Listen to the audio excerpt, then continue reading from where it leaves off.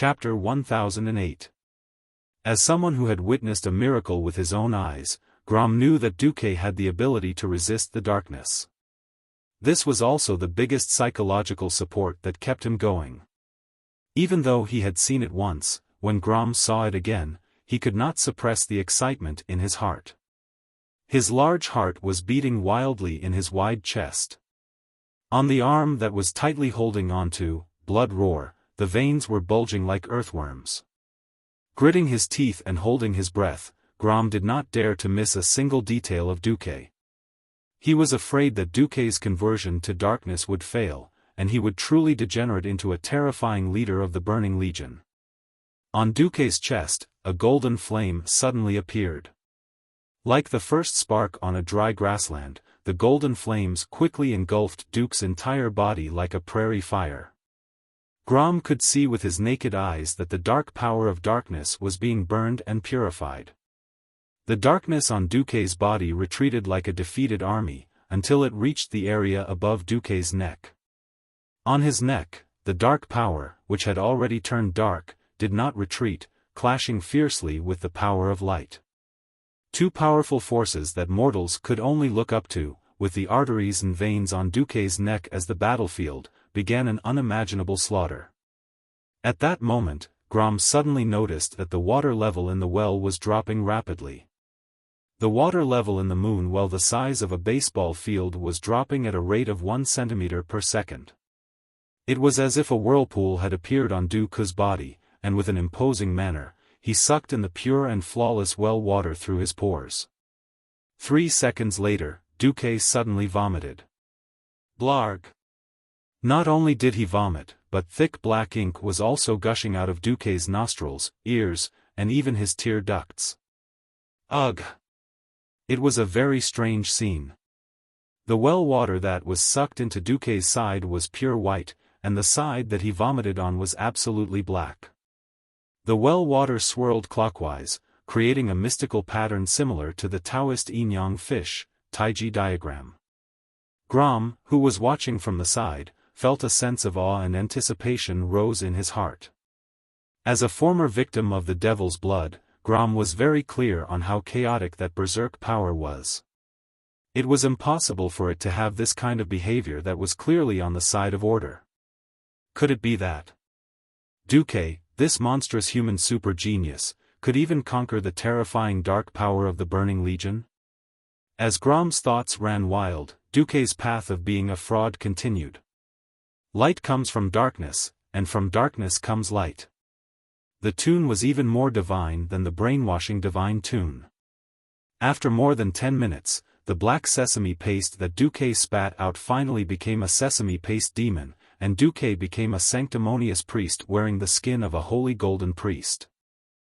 Looking at Duque walking down the stairs beside the moon well like the most devout believer, Grom had a strange expression on his face. He touched his coarse beard and asked, "Duque, you've finally converted the darkness in your body?" Duque smiled bitterly. "You could say that, but you've been through it. You know that even if most of it is gone, there will always be some left." Grom's respect for Duque grew. 2 times. The first time was when he dealt with Archaron.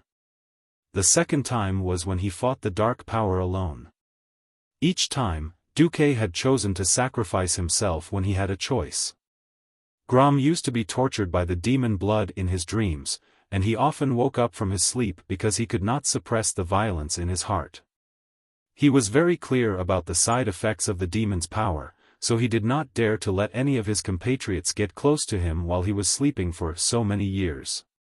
Because he was afraid that he would tear his compatriots apart while he was unconscious. Feeling Grom's sympathetic gaze, Duque could only smile bitterly. If Grom's characteristic was anger, then Duque had all 7 sins. But due to his easygoing nature, most of the 7 sins had nothing to do with Duque, except, cough. Duque waved his hand at Grom. "I'm fine. Compared to the survival of the world and the continuation of history, my business is trivial." Then, Duque told Grom a bunch of bullsh*t that even he didn't believe.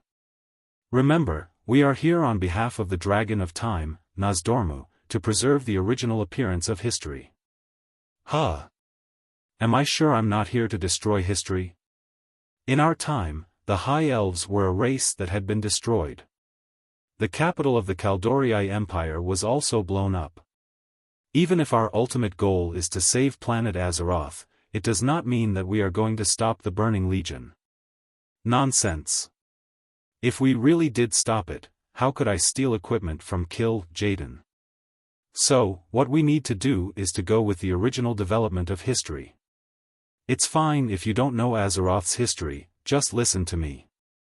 Good boy. Don't mess around. Don't be rash. I'll take you to steal equipment later.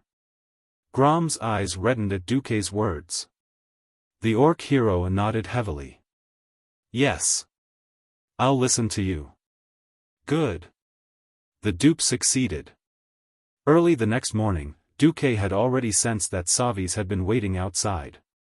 He paced back and forth anxiously, looking excited and nervous.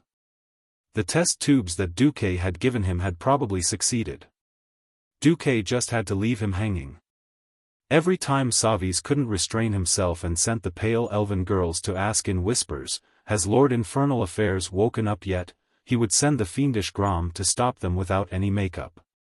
No. Don't talk nonsense, I'll eat you if you keep talking. This caused every single elf girl to go back in tears.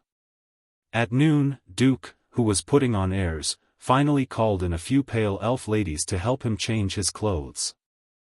Then, after he finished eating the various delicacies specially prepared by the high elf chef, he called Savis in for a chat, as though he was calling a fortune. Great.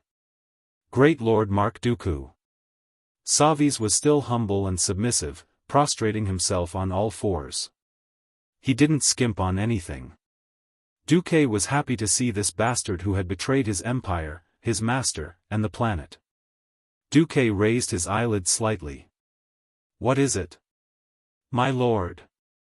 The medicine you gave me is indeed miraculous. After seeing the results, my emperor was very happy. However, this is only for the enemy.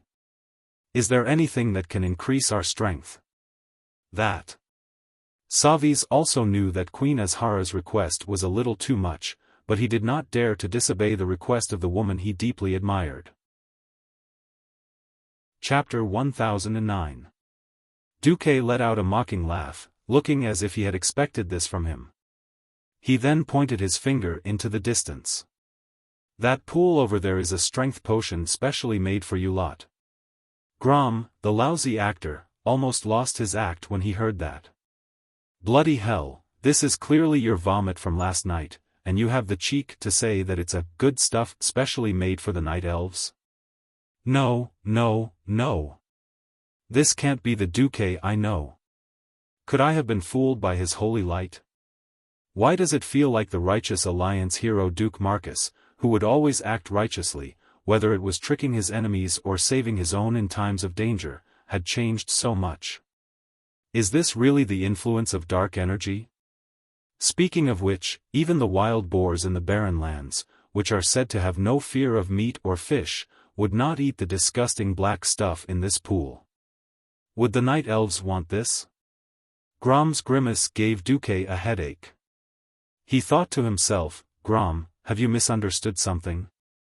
I've always been faithful, and I've always been this unscrupulous. What you saw before, what you believed, was just an illusion of an old man like you. Grom had already mentally prepared himself that Savis would fly into a rage when he saw the pool and flip the table. When that happened, he would have to teach this fellow a lesson. Grom knew very well that as a powerful Breaking Dawn Arcanist, Savis did not have many chances to fight. It was very likely that there would only be one chance. Just as Lord Roar was ready to fight, something happened that made Lord Roar break down. Ah, this power? It's wonderful. Savis was like a starving wild dog that saw a steaming pile of shit when his stomach was rumbling. He almost pounced on it.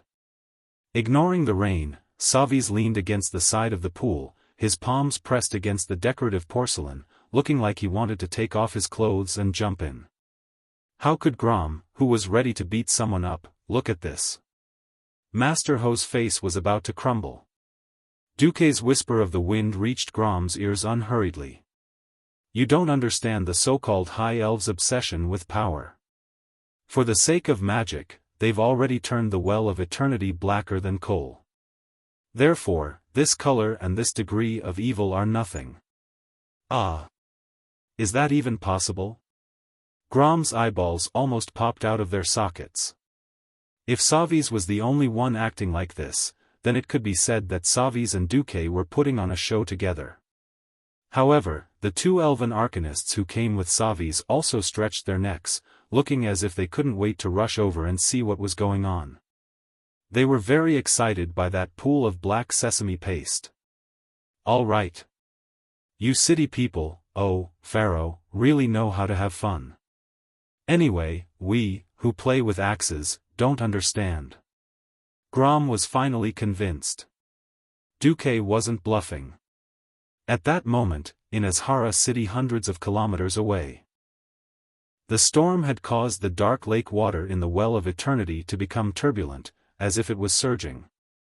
In the distance, it set off a huge wave that almost covered the Azhara Palace.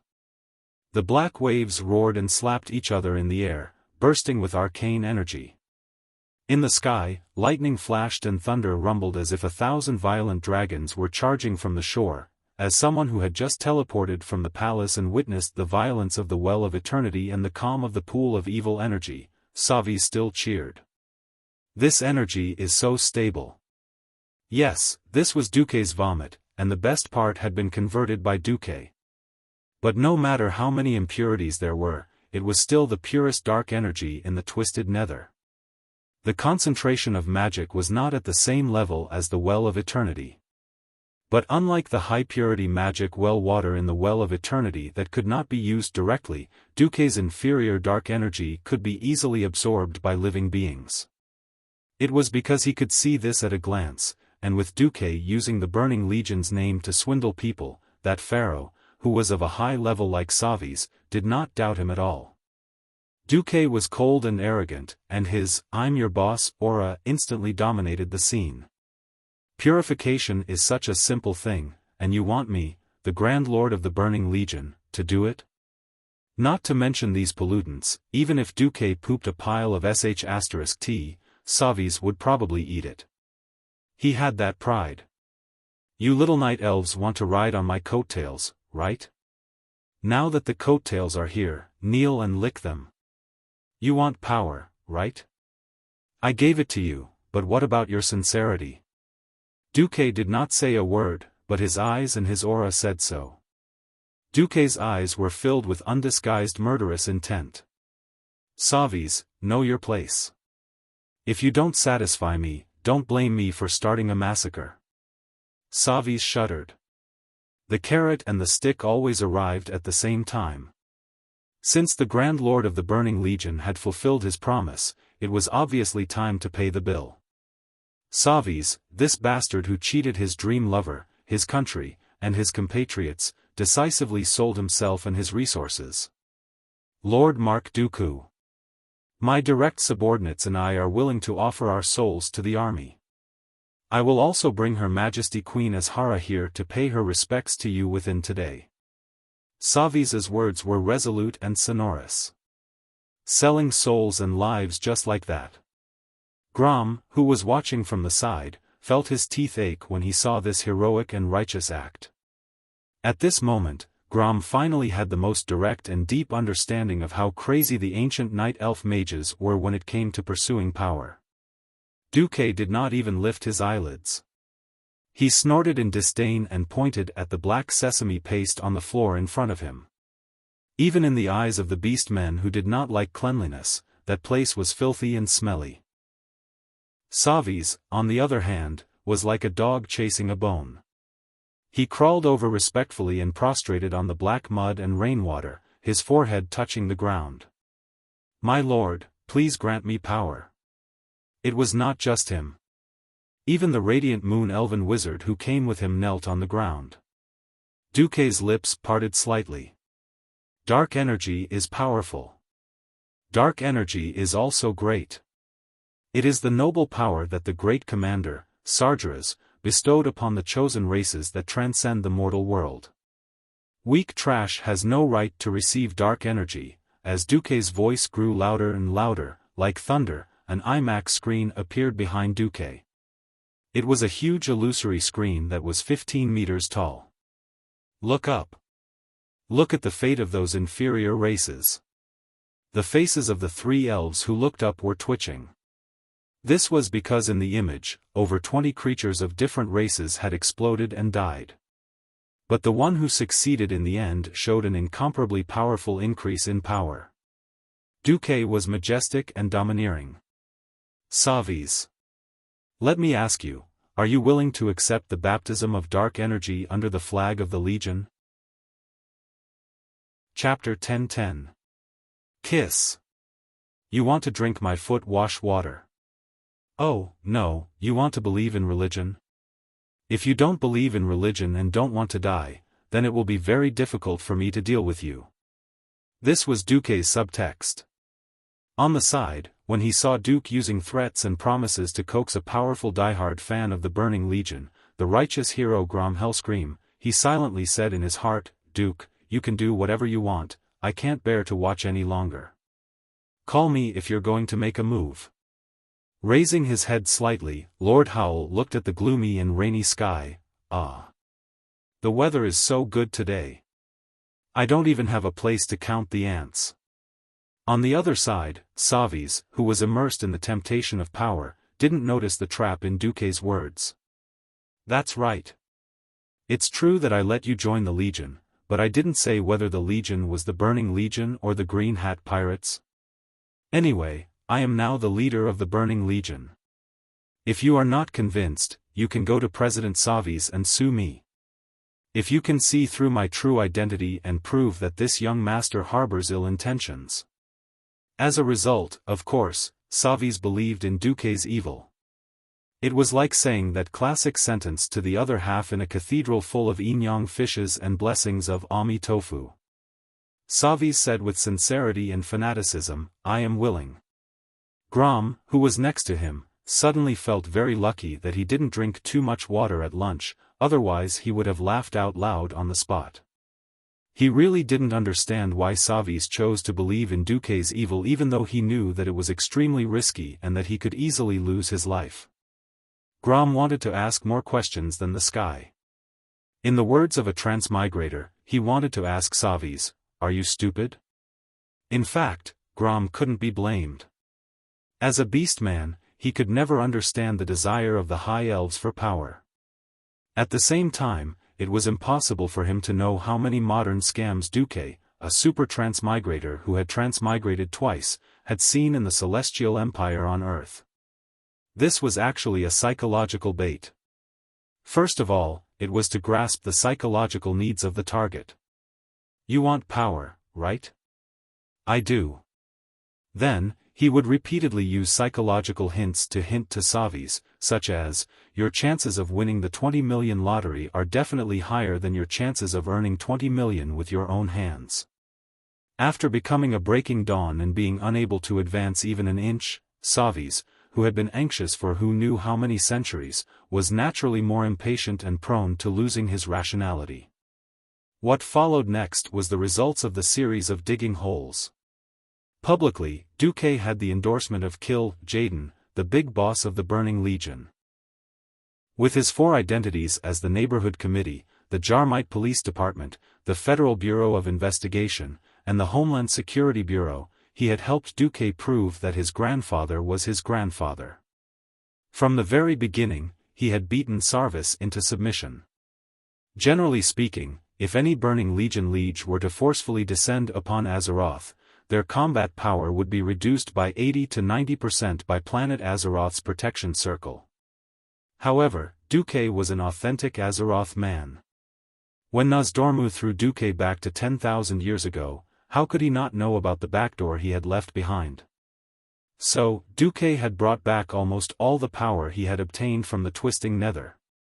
Duke, in his strongest Shadow Priest form that no one had ever seen in 10,000 years, had descended after being filled with dark energy. As soon as he descended, he beat up almost all the mortal powerhouses, completely shocking Savis and the other clowns. In the end, even if Sarvis was as cunning as a ghost, he had no choice but to jump into the fire pit. Duque did not even lift his eyelids as he said in a deep voice, "Offer your soul to the Legion." Duque drew a line with his finger, and an illusory soul scale appeared in front of Sarvis. It was a scale in the style of the Burning Legion. The base was an imitation of the old Kill Jaden's demonic hand, and then the two ends of the scale. One end was naturally left for Sarvis, and the other end was a glassware, which contained a ball of flickering yellow-green light of dark energy. Anyone could tell at a glance that this ball of dark energy was pure and powerful. It was hundreds of times better than the pool of mushy seeds in front of them. This was a special offering. Sarvis suddenly came to a realization. The more souls he offered, the more loyal it represented, and the more power he could obtain. It was very fair. There was nothing wrong with it. At first, he had only intended to offer 20% as a token of goodwill. But as things progressed, he felt that it would be embarrassing to offer less than 30%. Now it seemed that less than 40% was not appropriate at all. Of course, 50% was impossible. Anyone who cut off 50% of their soul would no longer be themselves, but just a walking corpse with a broken soul.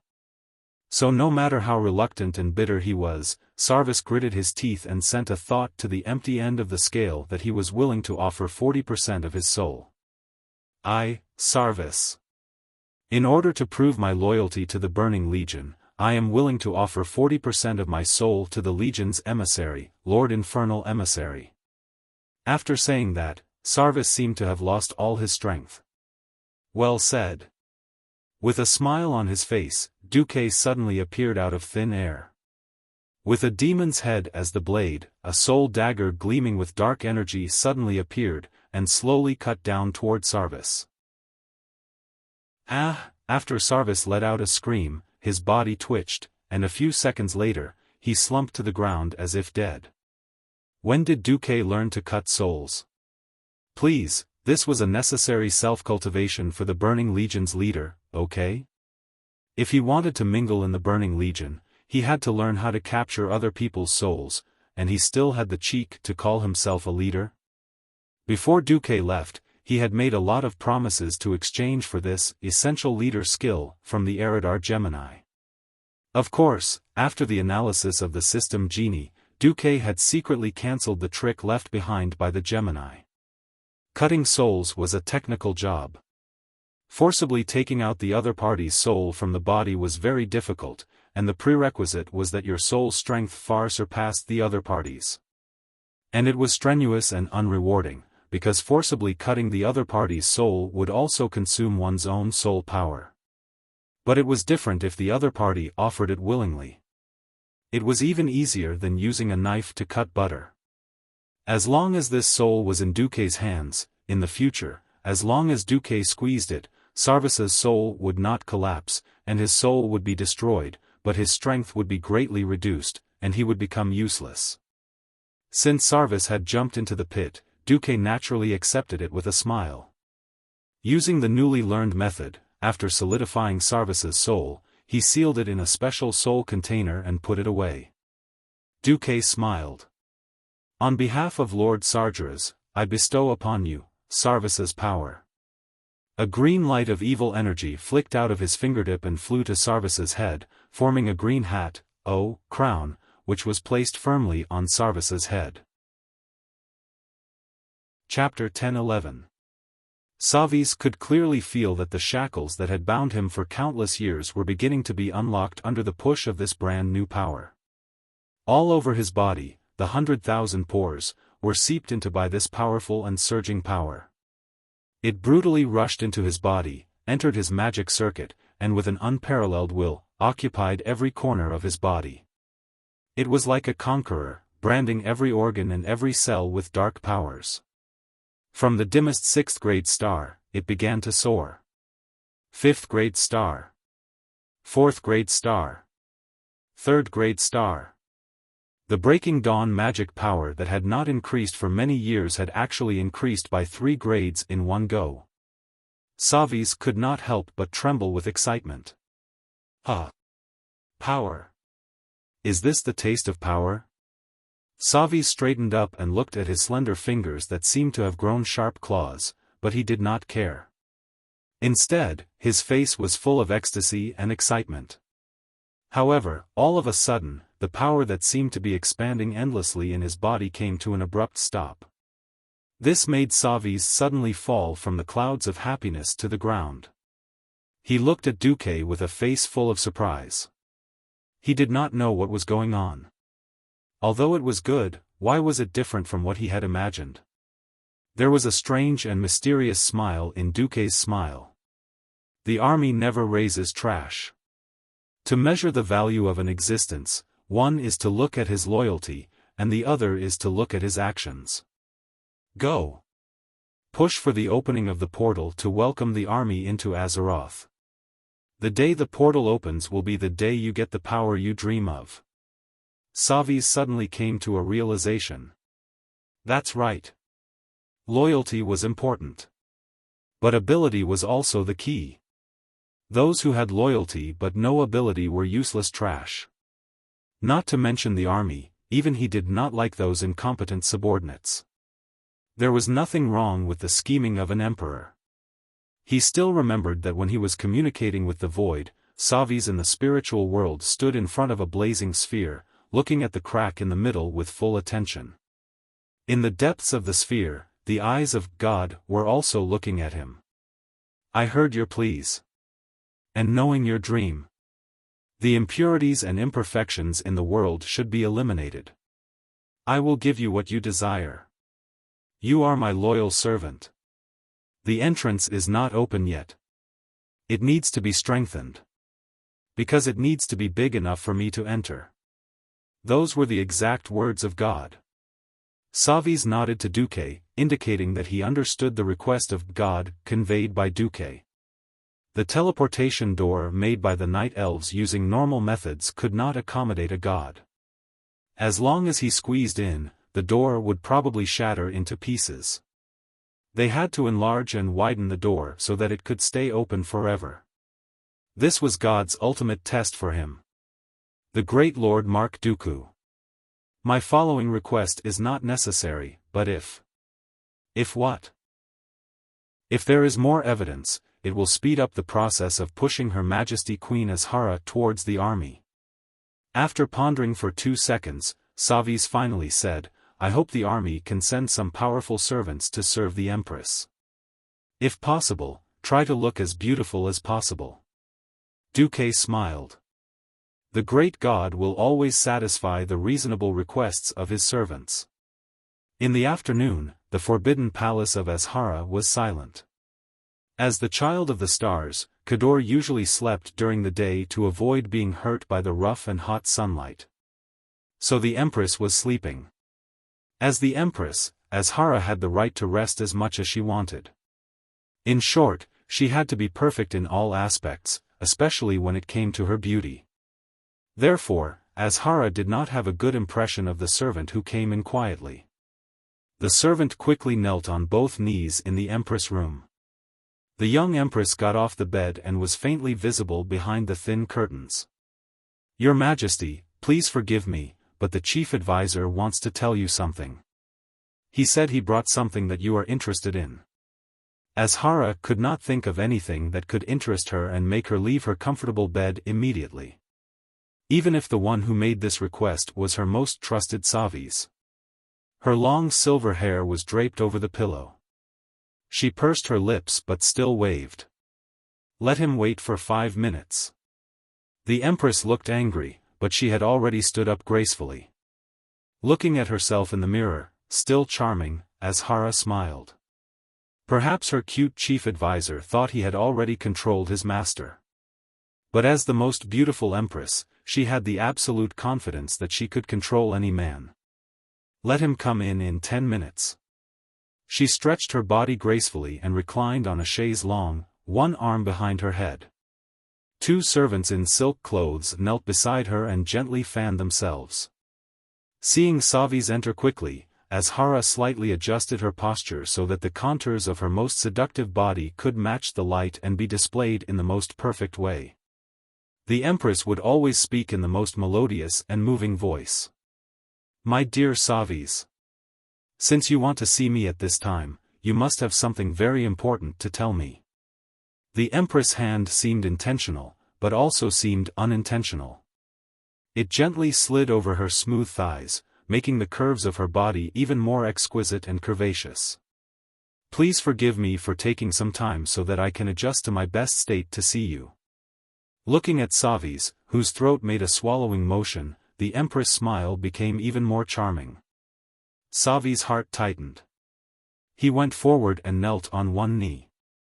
Staring at the white marble floor, he replied, "Source of all light, the most beautiful existence in the world, thank you for giving me this opportunity to see you.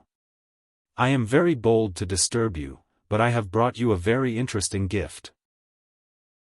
This gift is truly worthy of you, the Queen of the Night Elves, the ruler of the world. Can I summon them up?"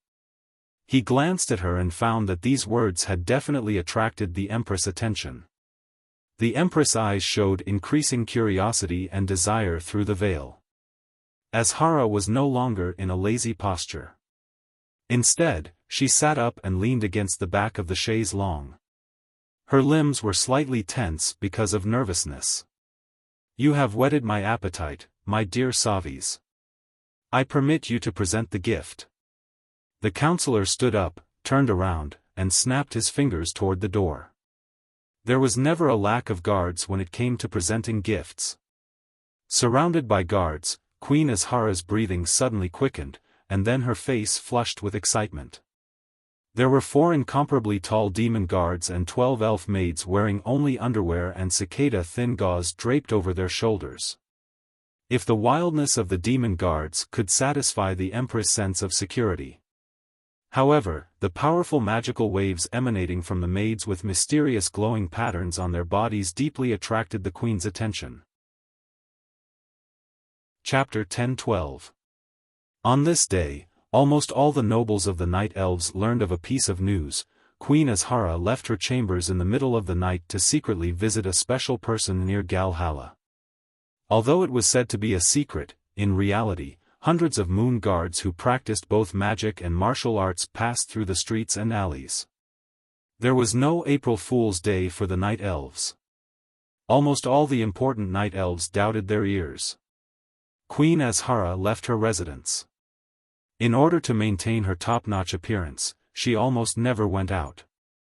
No, she rarely even left her own palace, not to mention Azhara city. Now that the Queen had left the city, this night was destined to be different. This news was so explosive that even the news of magical green humanoid monsters appearing near Sir Lama was easily overshadowed. A rainy night. The Night Elves loved to go out at night, but the wet weather made Queen Azhara a little unhappy. But the little unhappiness in her heart was all driven away by the huge blue-skinned existences surrounding her carriage. Ah! They are so strong. The Queen's eyes were strangely blurred. Like a lighthouse in the night, the luxurious golden carriage could attract the attention of others from afar. 12 terrifying blue-skinned warriors were like a moving wall, lined up beside the Queen's carriage. Because they were too tall, they could only lower their bodies and bend their waists to pass through the roads that could be easily passed by carriages. This was to prevent the horns on their heads from damaging the beautiful arcades or archways that were characteristic of the Night Elves. They understood human nature so well, and were so obedient. Looking at their huge shields and extremely violent and beautiful maces and axes, Queen Azhara was completely entranced. She still remembered half a day ago, when she asked Savis, "What are they?" Savis's answer. "They are your most loyal guards, my Empress.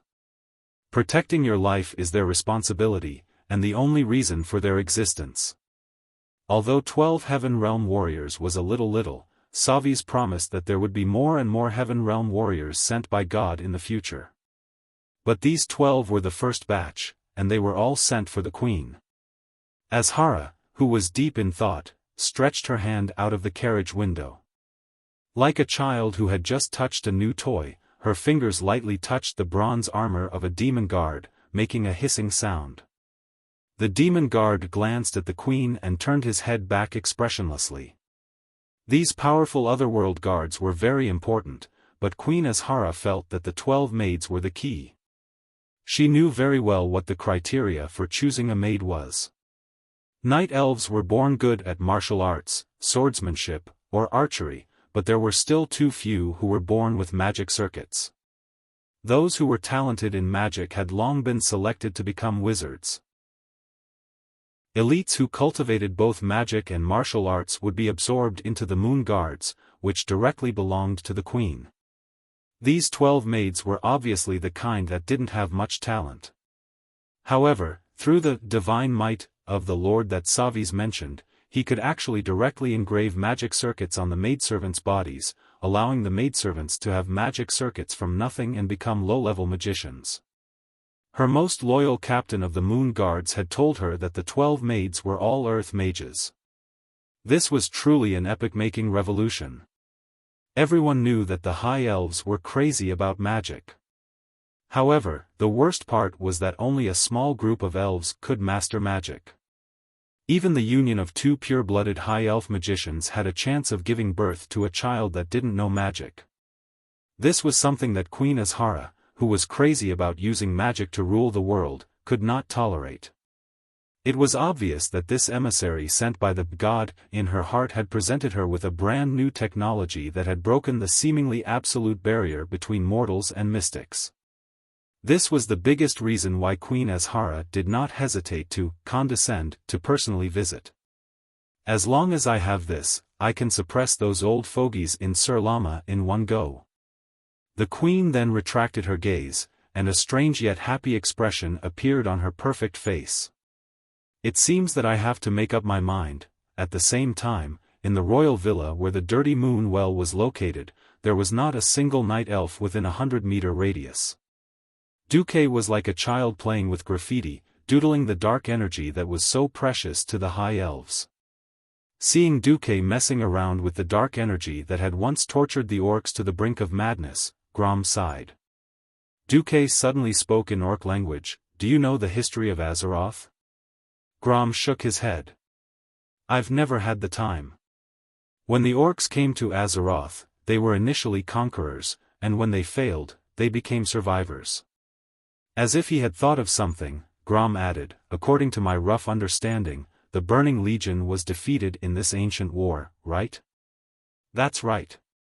It was supposed to be like that, but it seems that someone wanted to change the ending. That's why Nozdormu sent us here. Our mission is to ensure that this part of history does not change, right? Grom bared his teeth. Duque did not answer directly, and instead said, if nothing unexpected happened, would you be willing to run back to 10,000 years in the future? Be willing? The answer was obviously no. If Grom was still that arrogant orc, and his mind was filled with the idea of orcs beating all other races, then it would not have mattered. But after witnessing the Burning Legion's massive fleet in the Twisted Nether, and witnessing the massive demonic army that devoured and destroyed countless planets, Grom could not help but have a thought that would make a hero like him shudder. If he did not do something, even if the demons that descended on the world of Azeroth were only left with 1/100th of their power, the Burning Legion could just use their lives to fill the gap, and all life on Azeroth would die. Grom's tone was as firm as nails as he enunciated each word. I know. Will. Heart. Then let us play it big. A mysterious smile appeared on Duque's face. All right. Not long after, the sound of quick and light footsteps surrounded the entire royal villa. The strong and magical moon wardens quickly occupied all the important positions in the mansion. After knocking lightly on the door and getting Duque's permission to enter, Savis entered and nodded at Duque and Grom.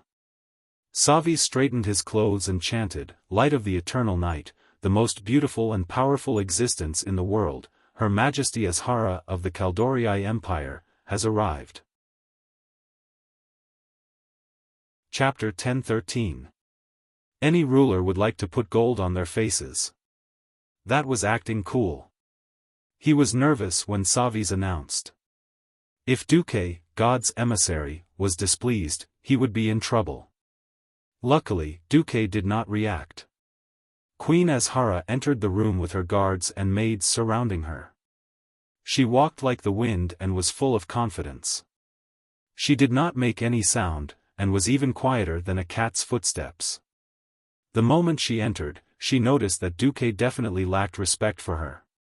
If it was another existence, she might not be happy, but this subtle cold attitude just happened to prove that Duque came from the side of God. If he was God's emissary that surpassed all power in the mortal world, there would be no direct conflict with her imperial power. Queen Azhara understood her position very well. She gently lifted the hem of her gorgeous dress and bowed elegantly to Duque. "May I ask if you are God's emissary, Lord Mark Dooku?" This sweet voice made countless high elves fall head over heels. Indeed, the scene when she walked in with a smile was so perfect that it was breathtaking. Even Savi's eyes widened. She was the glory of the night elves. Every time she breathed, everyone held their breath and listened to her orders. From the expressions on the moon guards' faces, if they could please her, they would even be willing to go out and fight against dragons, or even opponents stronger than dragons. Even though they knew they would die, they did not hesitate. Grom's eyes widened. As a beast-man, he had a different sense of beauty compared to humans and elves. But he was still afraid. Who was Duque?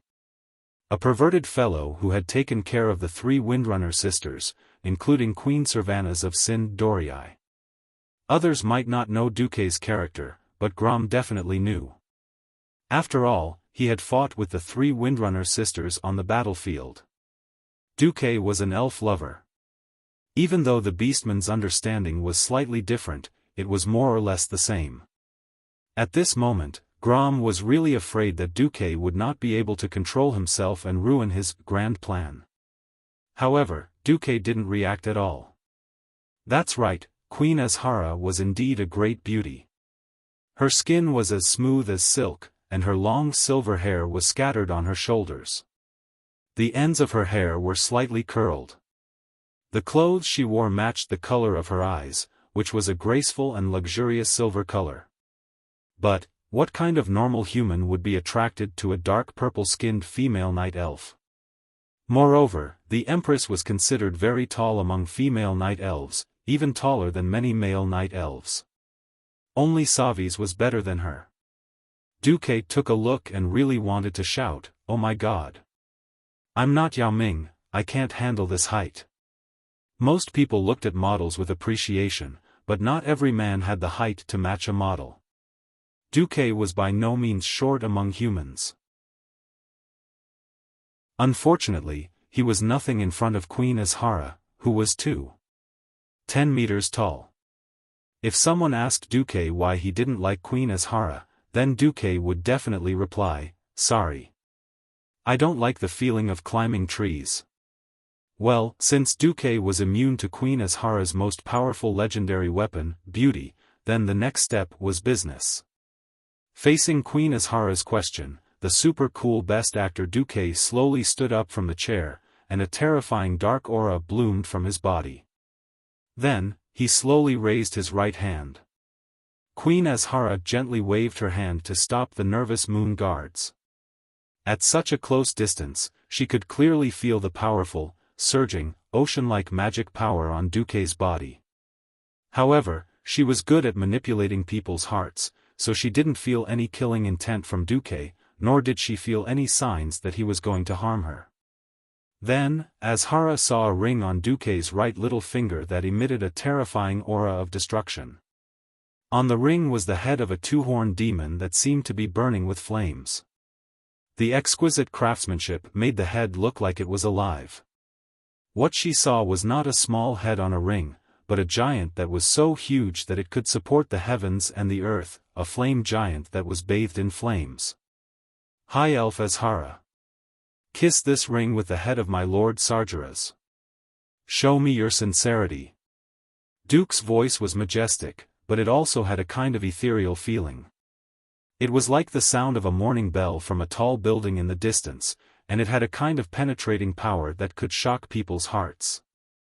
Not to mention the moon guards, even Sarvis and Azhara firmly believed that this ring that emitted a huge wave of evil power was a holy item that the Lord of the Burning Legion had bestowed upon Duque. Only Grom was dumbfounded. Anyone would think that Duque was Sargeras' most trusted High Lord, envoy, and favorite subject. Only Grom knew that Duque had never seen Sargeras before. Not only that, but this high-class magic ring was something that Duke had casually carved early in the morning. That bastard Duque still had the nerve to ask Grom for a few sweet potatoes from the maidservants to practice. Grom had thought that Duque's clumsy carving wouldn't be able to fool even the orcs. Who knew that Duque's improvement was actually at the speed of light? He'd found a gemstone of unknown material and completed it in less than 10 minutes before the queen arrived. He'd carved Sargeras' statue and infused it with high-purity evil power. Everyone else believed that Duque was loyal to the Burning Legion, but Grom was the first to not believe it. Well, it seemed that the High Elves had been fooled. Grom suddenly thought that he understood how Duke had managed to unite the scattered kingdoms of the High Elves as he looked at the dumbfounded High Elves. Logically speaking, Duque was so arrogant that he didn't even call Azhara by her title. Instead, he called her High Elf Azhara. That was very rude. But the High Elves, who were crazy about power, liked it this way. Ah! As expected, the envoy sent by God was a fortress. Even a pile of God's **T smelled good. After Duque had pulled in the demon guards and displayed the era-transcending technique of carving evil power circuits in the human body, as well as the powerful magic waves, they were dead set on believing that Duque would bring them what they'd always been seeking, power that transcended the mortal world. With Queen Azhara at the front and Sarvis right behind her, more than 100 high elves in the hall knelt on one knee and chanted the name of Sargeras' God. Chapter 10:14. That's right, Azhara was taller than Duque. After kneeling and lowering her noble head, she was just a lowly existence compared to Duque. A pair of soft hands carefully held Duque's hand as if he was holding a holy relic. Queen Azhara slowly moved her beautiful face closer to Duque's fingers, and slightly opened her purple lips that looked like they were painted with lip gloss. The lips that countless high elves dreamed of gently kissed the ring on Duque's finger. Ah, a lingering moan could easily make a man think of some adult toys. Her eyes were blurry, her face was flushed, and that terrible ending sound made almost all the night elves look up secretly, but only Azhara was enjoying herself. Oh, this power! This sweetness! High purity and low concentration of dark power flowed down her lips and down her throat. The warm feeling quickly spread from her stomach to every inch of her blood vessels, and into every cell. Azhara could clearly feel her body rejoicing, excited and ecstatic at the injection of this new power. Queen Azhara finally confirmed that this was indeed the power of a god, the most perfect power given to the high elves by the heavens. Even though she longed for more dark power, Queen Azhara was a very sensible woman. She took a step back and knelt in front of Duque. I, Azhara, feel the power of a god. My lord's messenger, great Lord Dooku. Please read the will of God. The queen knelt in front of him, her beautiful silver hair draped over her bare shoulders. Her gorgeous dress spread out on the ground made Azhara look like a blooming violet. If it wasn't for the fact that the queen did not conform to human aesthetics, perhaps this would be a very erotic scene, since it had nothing to do with hobbies, then of course it was official business.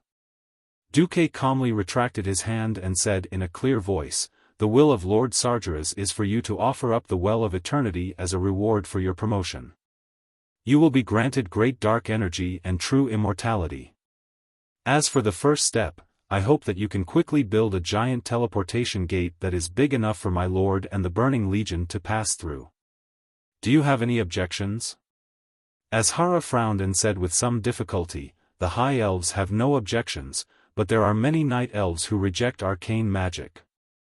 They believed in the Moon Goddess, Elun, and the way of nature. I think they will firmly reject the Lord's arrival. Duque sneered.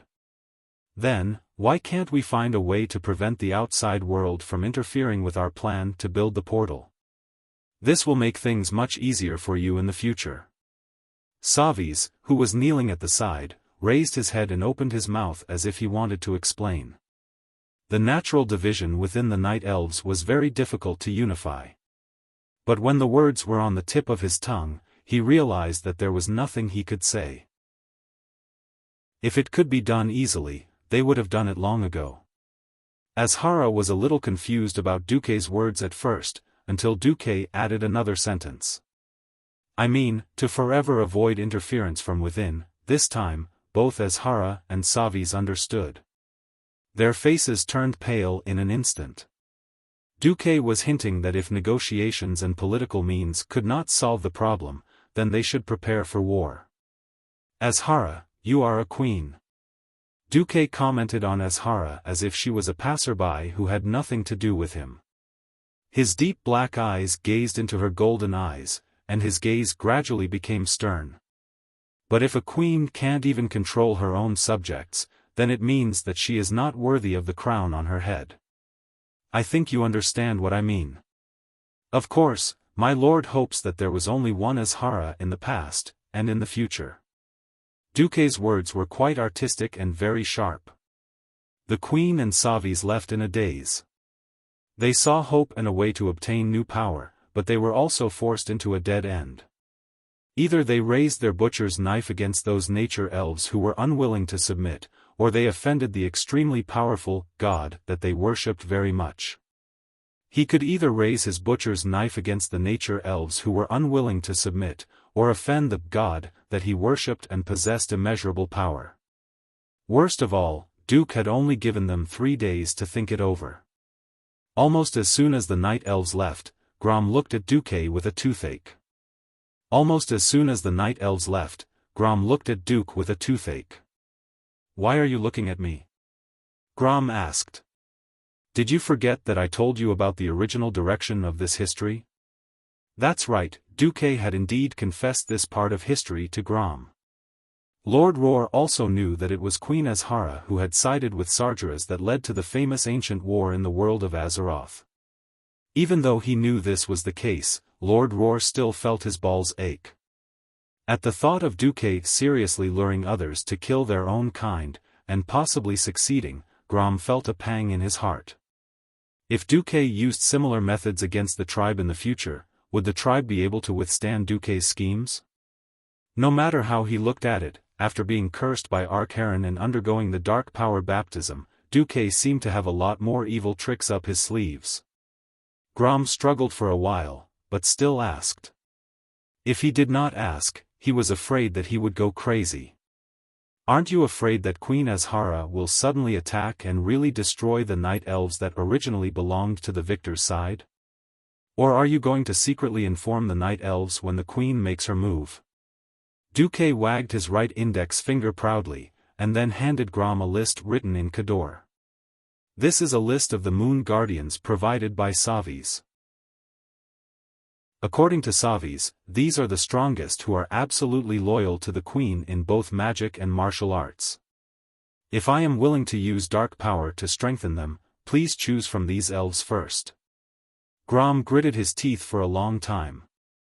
I don't know Elven language. No. I just want to tell you that I saw a very interesting name in this list. Duque pointed at a name. This name is Illidan Stormrage. Illidan. Grom did not react to the name at first. After all, he was not a true transmigrator. After all, they had just fought the Battle of Mount Hyjal.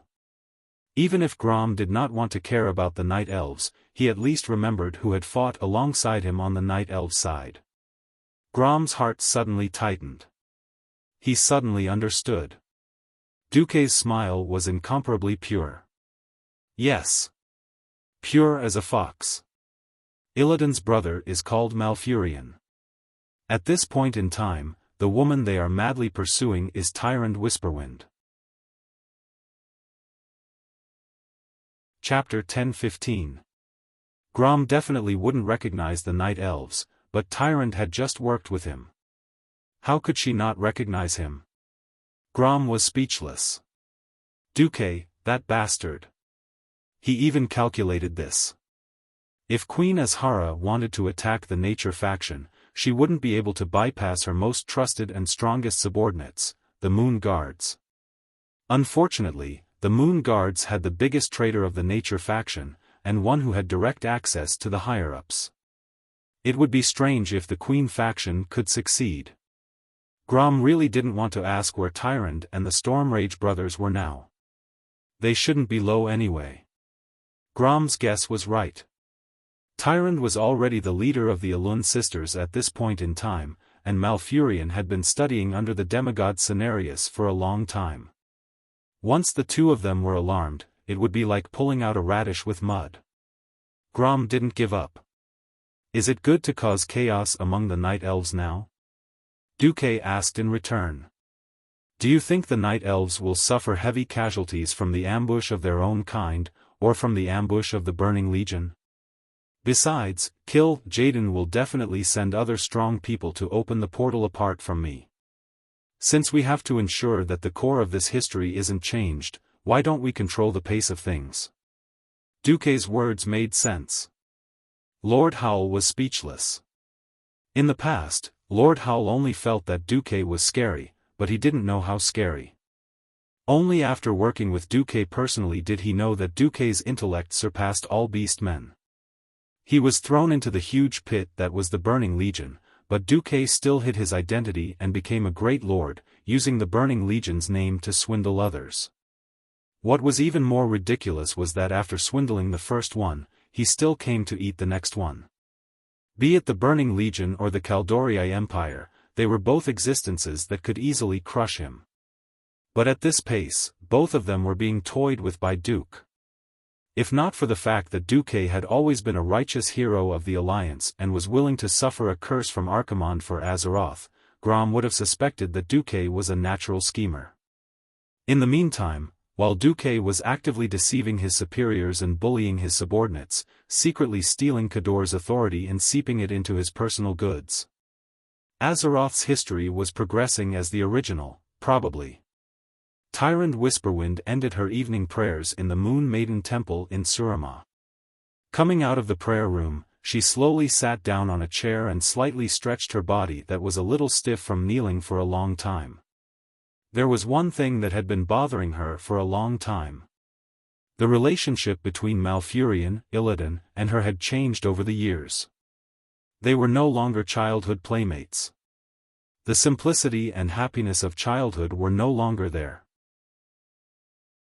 Instead, they were replaced by the complicated relationships of the adult world. Her feelings towards Malfurion and Illidan had also changed. She knew that their feelings for her must have changed. The competition between the two brothers had always been carried out in a friendly atmosphere, but as time went on, the competition became more and more obvious. She didn't like it.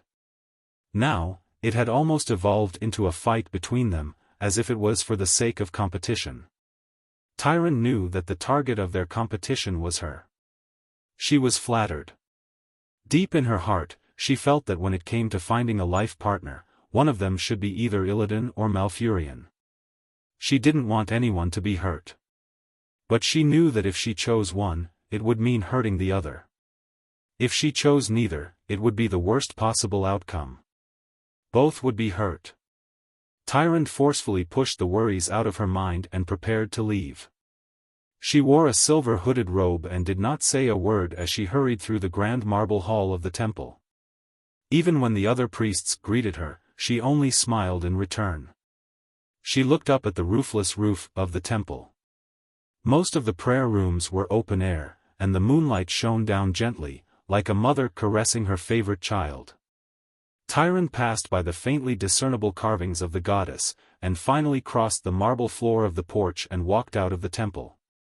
Outside, the cool night air made her feel more comfortable. Tyrant walked down the smooth white steps and joined the crowd. Many bowed their heads to welcome her. Others respectfully made way for her. That's right, to the people of Sir Lama, the priests of the Moon Goddess Temple were the incarnations of the goddess. Even Tyrant herself was unconsciously deified by the people around her. Tyrant sighed softly and smiled at the people. But at this moment, Tyrant just wanted to return to a peaceful and simple life. Riding on the night saber, Tyrant's hair fluttered in the night wind. Tidying up her slightly messy hair, Tyrant allowed the night saber to lead her home while she fell into deep thought. It was the latest news: Her Majesty, who almost never left Azhara City, suddenly went to a royal villa in Garhala. It was rumored that the Empress did not hesitate to visit a mysterious guest for a brand new arcane energy. This was not a good sign.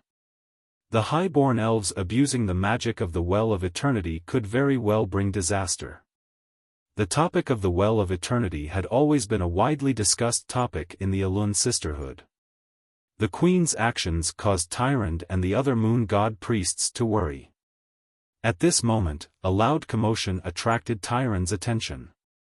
She noticed that there was a huge cage at the side of the central square of Sir Lama.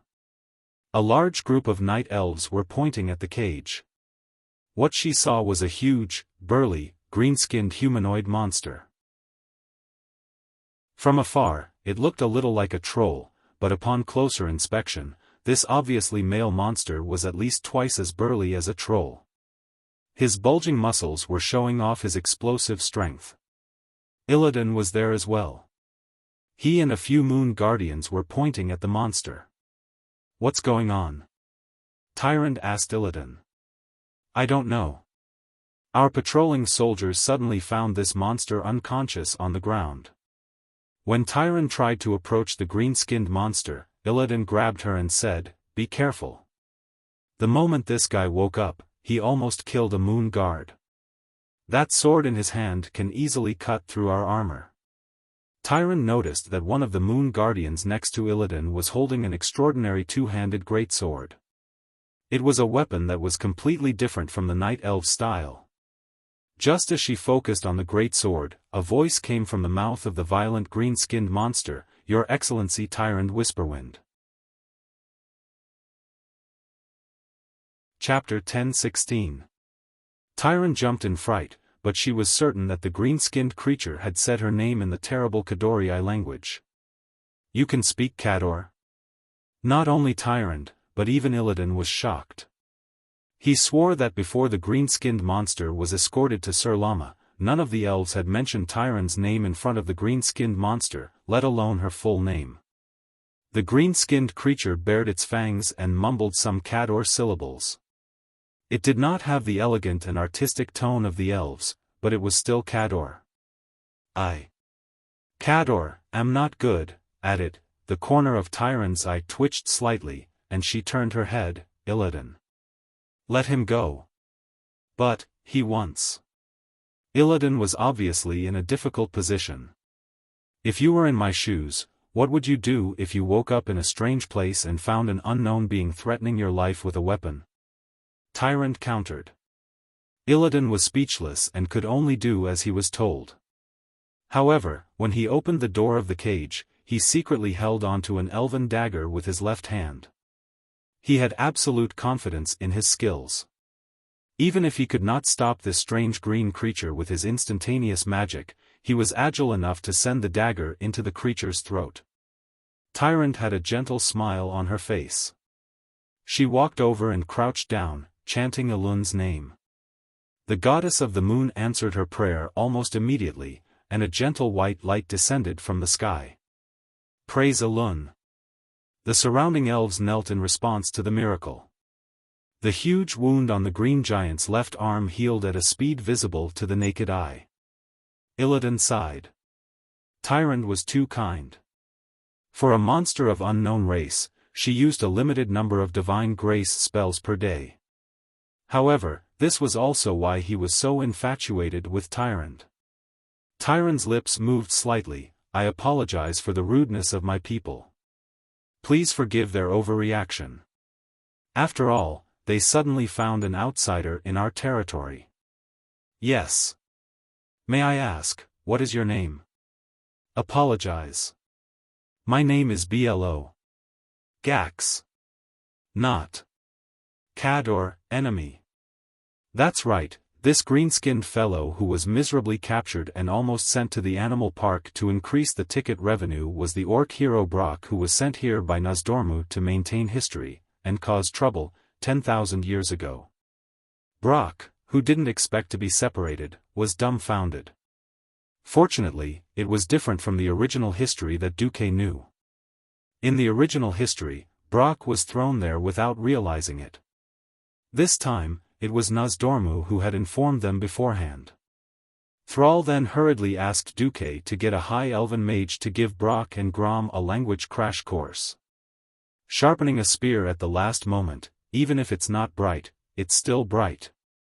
It had to be said that orcs really didn't have any talent for languages. Other than Orgrim and Thrall, most of the beast men were rough and boorish.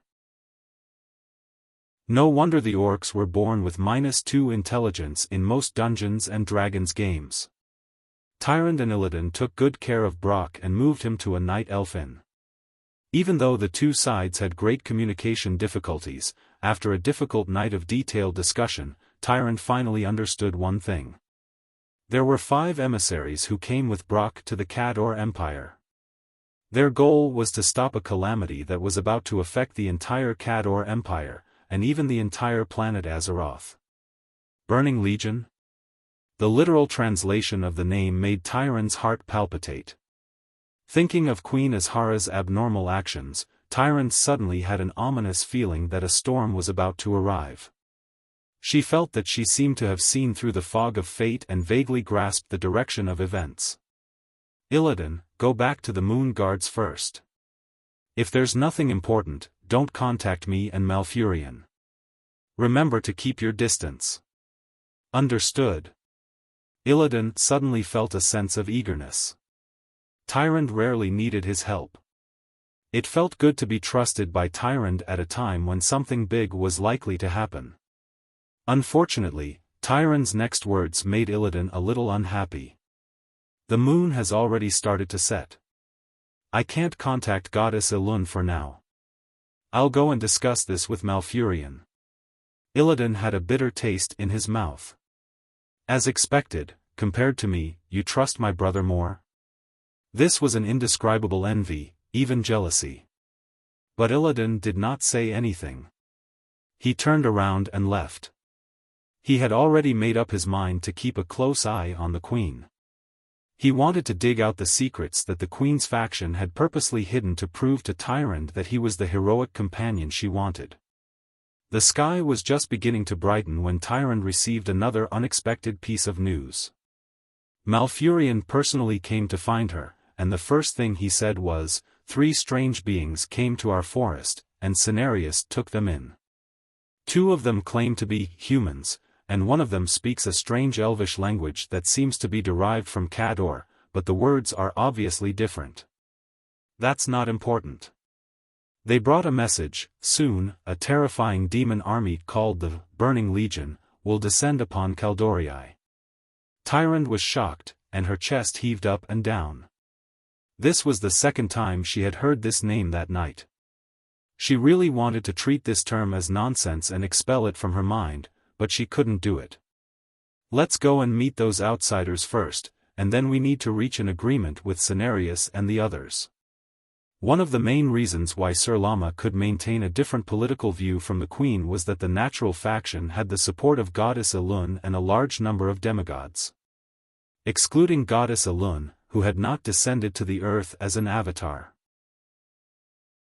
Including Cenarius, the Boar Agamagan, the Bear Brothers User and Yusak, the White Stag Malorn, the Storm Raven Averna, and the other immortals formed the ancient Guardian Formation, which was like a mountain blocking Queen Azhara's path. Just as Tyrant was startled and reacted. In Galhalla, Duque, who was allowed to have almost unlimited power, was performing a summoning ritual on the main vein of the Well of Eternity. Although Kaldorii, who claimed to be a high elf, was considered the ancestor of magic under the Blue Dragon, Duke realized that the way Savis and the others used magic was so crude that it made people's hair stand on end. Chapter 10:17. Come to think of it, if there was an inexhaustible source of mana, then the priority would definitely be to create something grand and not to pursue efficiency.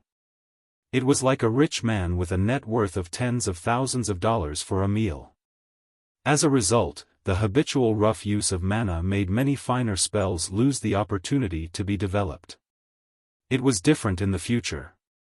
The second Well of Eternity was made by Illidan after he stole a few bottles of pure Well of Eternity water and diluted it.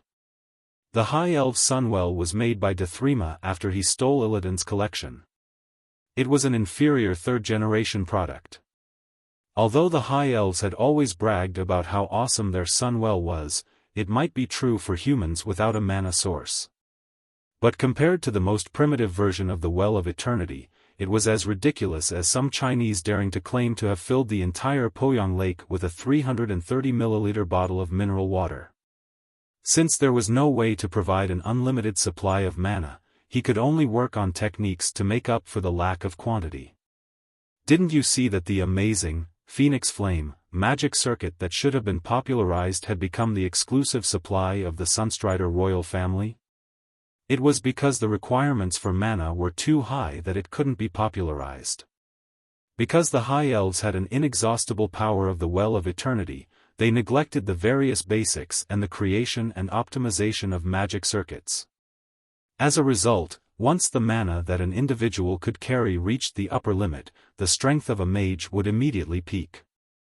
In turn, they would lose the various magic skills that should have been obtained through training. When Duque displayed extraordinary magic skills in front of Savis, what he received was, of course, a full house of applause.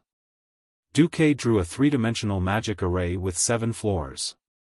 From bottom to top, there was a magic array on each floor. If one looked down from the sky and saw through it, they would find that it was 7 huge concentric circles.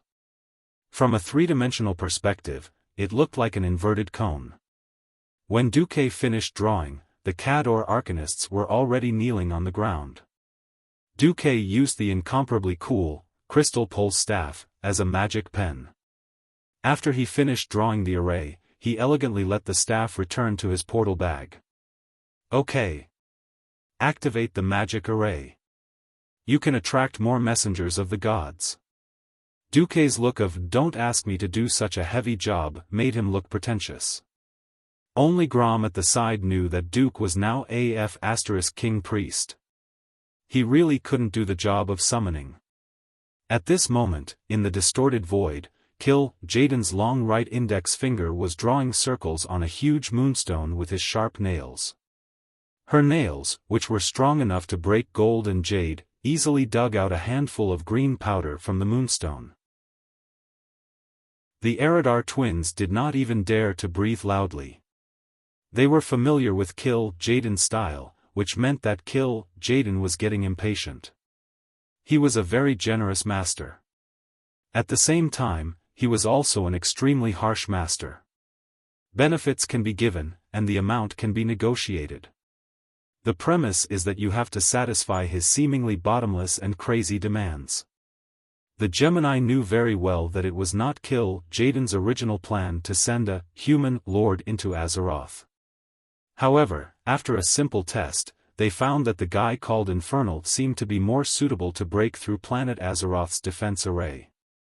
That was why they sent him first. Now, 2 days had passed, and there was no reply at all. According to the previous agreement, they had to return to the distorted void as soon as they successfully logged in.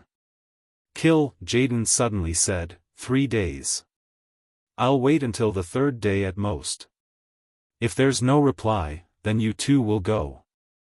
In the Burning Legion, most of the demons preferred to be rough and violent. When it came to sneaking in, this was the Eridar twins' specialty. But for the Gemini to go, it meant that Jaden had chosen the wrong person, which was a slap to his face. This would obviously cause Archimonde to start showing off again. At this moment, Elisa's suddenly sensed something. Master. There's a response. It's infernal. He directly opened a high-level teleportation door with high stability. It can allow a mid-tier demon lord to enter Azeroth without any damage. Elisa's voice was slightly excited. Huh. A rare smile appeared on Kill Jaden's face. There was a huge difference in difficulty between letting a demon lord of the same rank who was completely resisted by the planet's defense system descend and letting a mid-tier demon lord who had adapted to the world of Azeroth arrive without any damage. If it was stable, the difficulty would be 10 times higher. Kill Jaden originally sent Duque to take the lead and only asked him to find a way to contact the army believers in Azeroth to see if he could build a relatively stable small teleportation door and teleport as many elite demon guards as possible over. He wanted to build a forward base in Azeroth and then consider expanding the teleportation door. Now that Duque had directly completed the task, the Eridar twins who were responsible for recommending Duque were also proud. Elisa stepped forward. It seems that our new lord is very capable. I didn't realize that infernal spatial magic level was so high. This has completely surpassed the standard of mortals in Azeroth. Queen Saloras smiled. He has already used his actions to prove his loyalty to the army.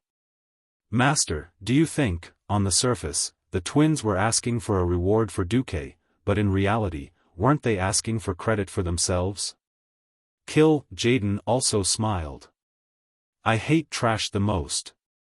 But I'm never stingy with rewards for my capable subordinates.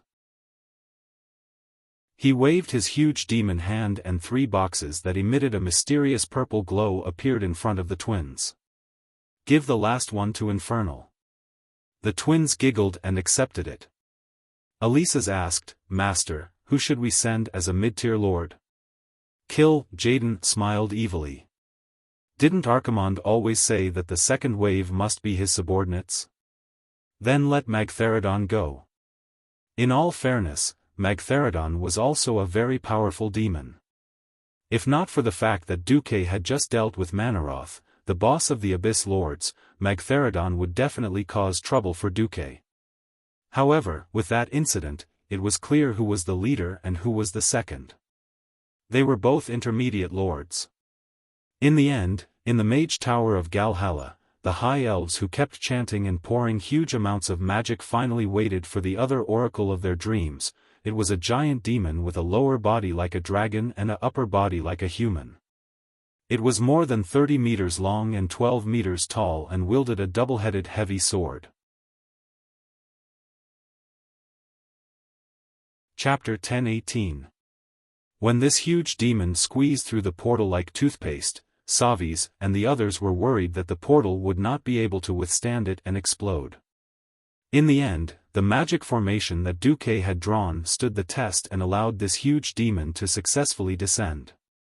Unexpectedly, this huge demon that could make any Kadorii tremble knelt in front of the tiny Duque. I obey Lord Archeron's orders. Before the main force of the Burning Legion arrives, I, Magtheridon, will obey all your orders. In terms of size, he looked like a dragon swearing allegiance to a newborn deer instead of eating it.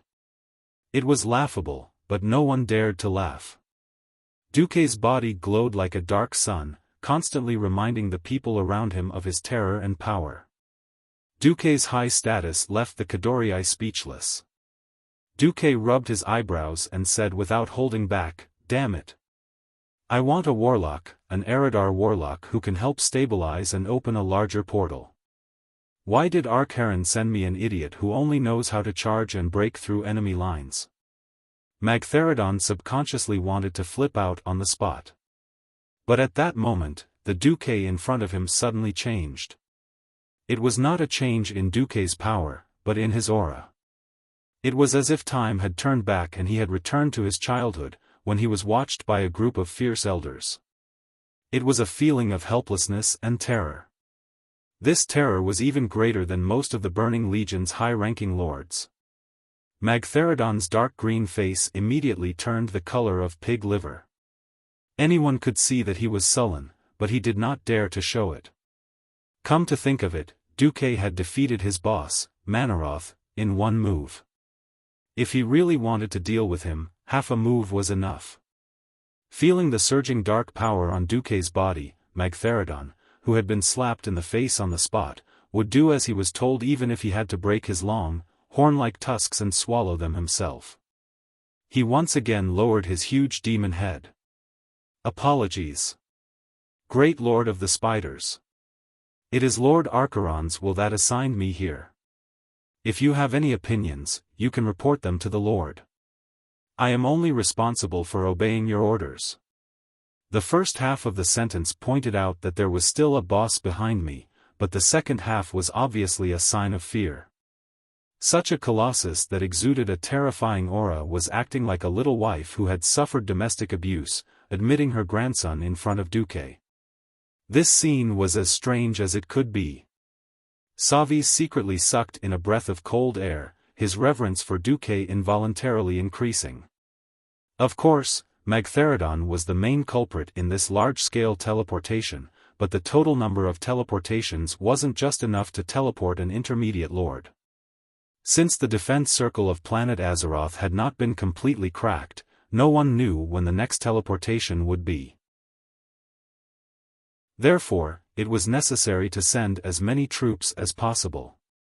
If the maximum number of teleportation this time was 100, then Magtheridon would have more than 80 points. The remaining points would still be enough to send a lot of elite demons. Groups of demon guards and apocalypse guards stepped out from the wide-open teleportation gate. Apart from them, there were also many Eridar succubi. They wore the most sexy and provocative clothes, or rather, they wore shameful strips of cloth tied around their necks. The moment they appeared, they shamelessly winked at the high elf arcanists. From the old men to the arcanists who were obviously still young, they were all within their hunting range.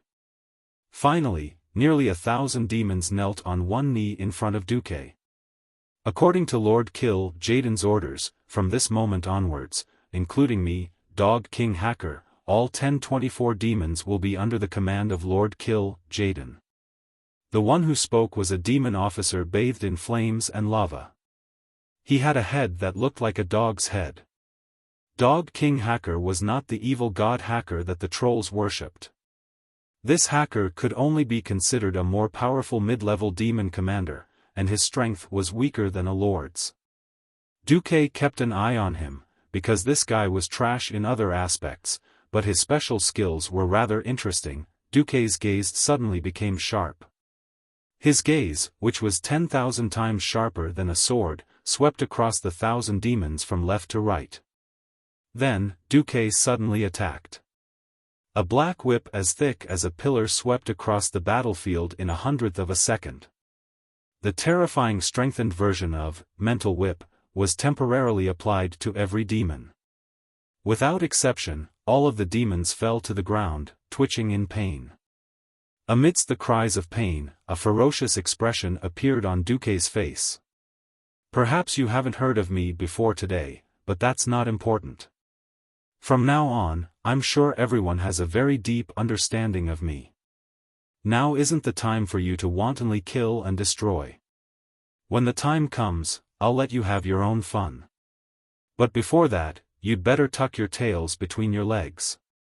Whoever dares to spoil Lord Sargeras's plan, I'll distort the void and crush the souls of your idiots one by one without Lord Sargeras's help. Do you understand?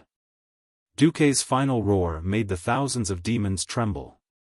At this moment, Duque turned around and called Savis over. He pointed at Savis.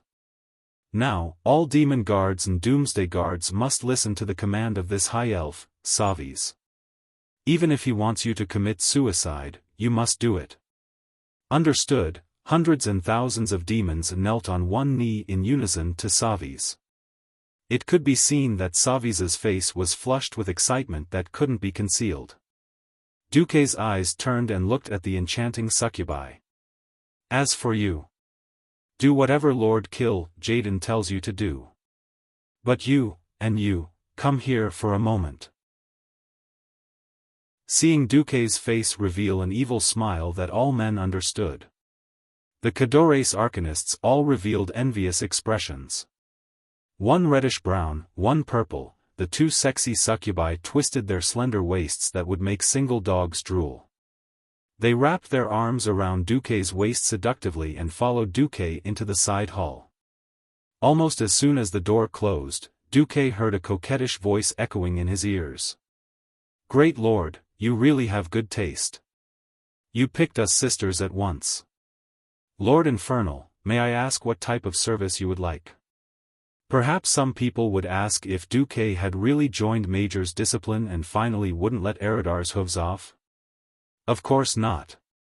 Duque rubbed his nose. "My lords, don't play with me. Just say what you want." Tisk. "You saw through me? How boring." After two coquettish shouts, the two succubi revealed their true forms. Of course, they were the Eridar twins. Chapter 10-19. Sneaking into the enemy's rear, playing dirty and forcing women into prostitution, and letting every heavily defended fortress fall from the inside. This was the Eridar Gemini's forte. There was a poem that praised the Gemini, "This body is a wretched wretch. Often thrown into the enemy's formation by the boss on a whim. Though in countless battlefields, never once defeated. Never once tasted defeat. Never met a bosom friend. Often hugging each other on the peak of a burning mountain to have sex, therefore, he didn't know the meaning of this life. This body is destined to be born of wretches."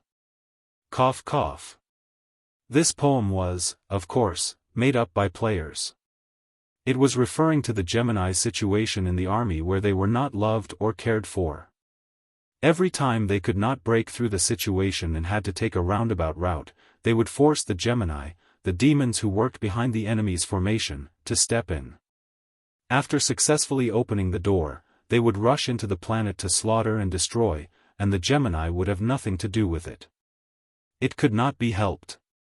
Most of the races in the Burning Legion were muscular men who advocated violence and destruction.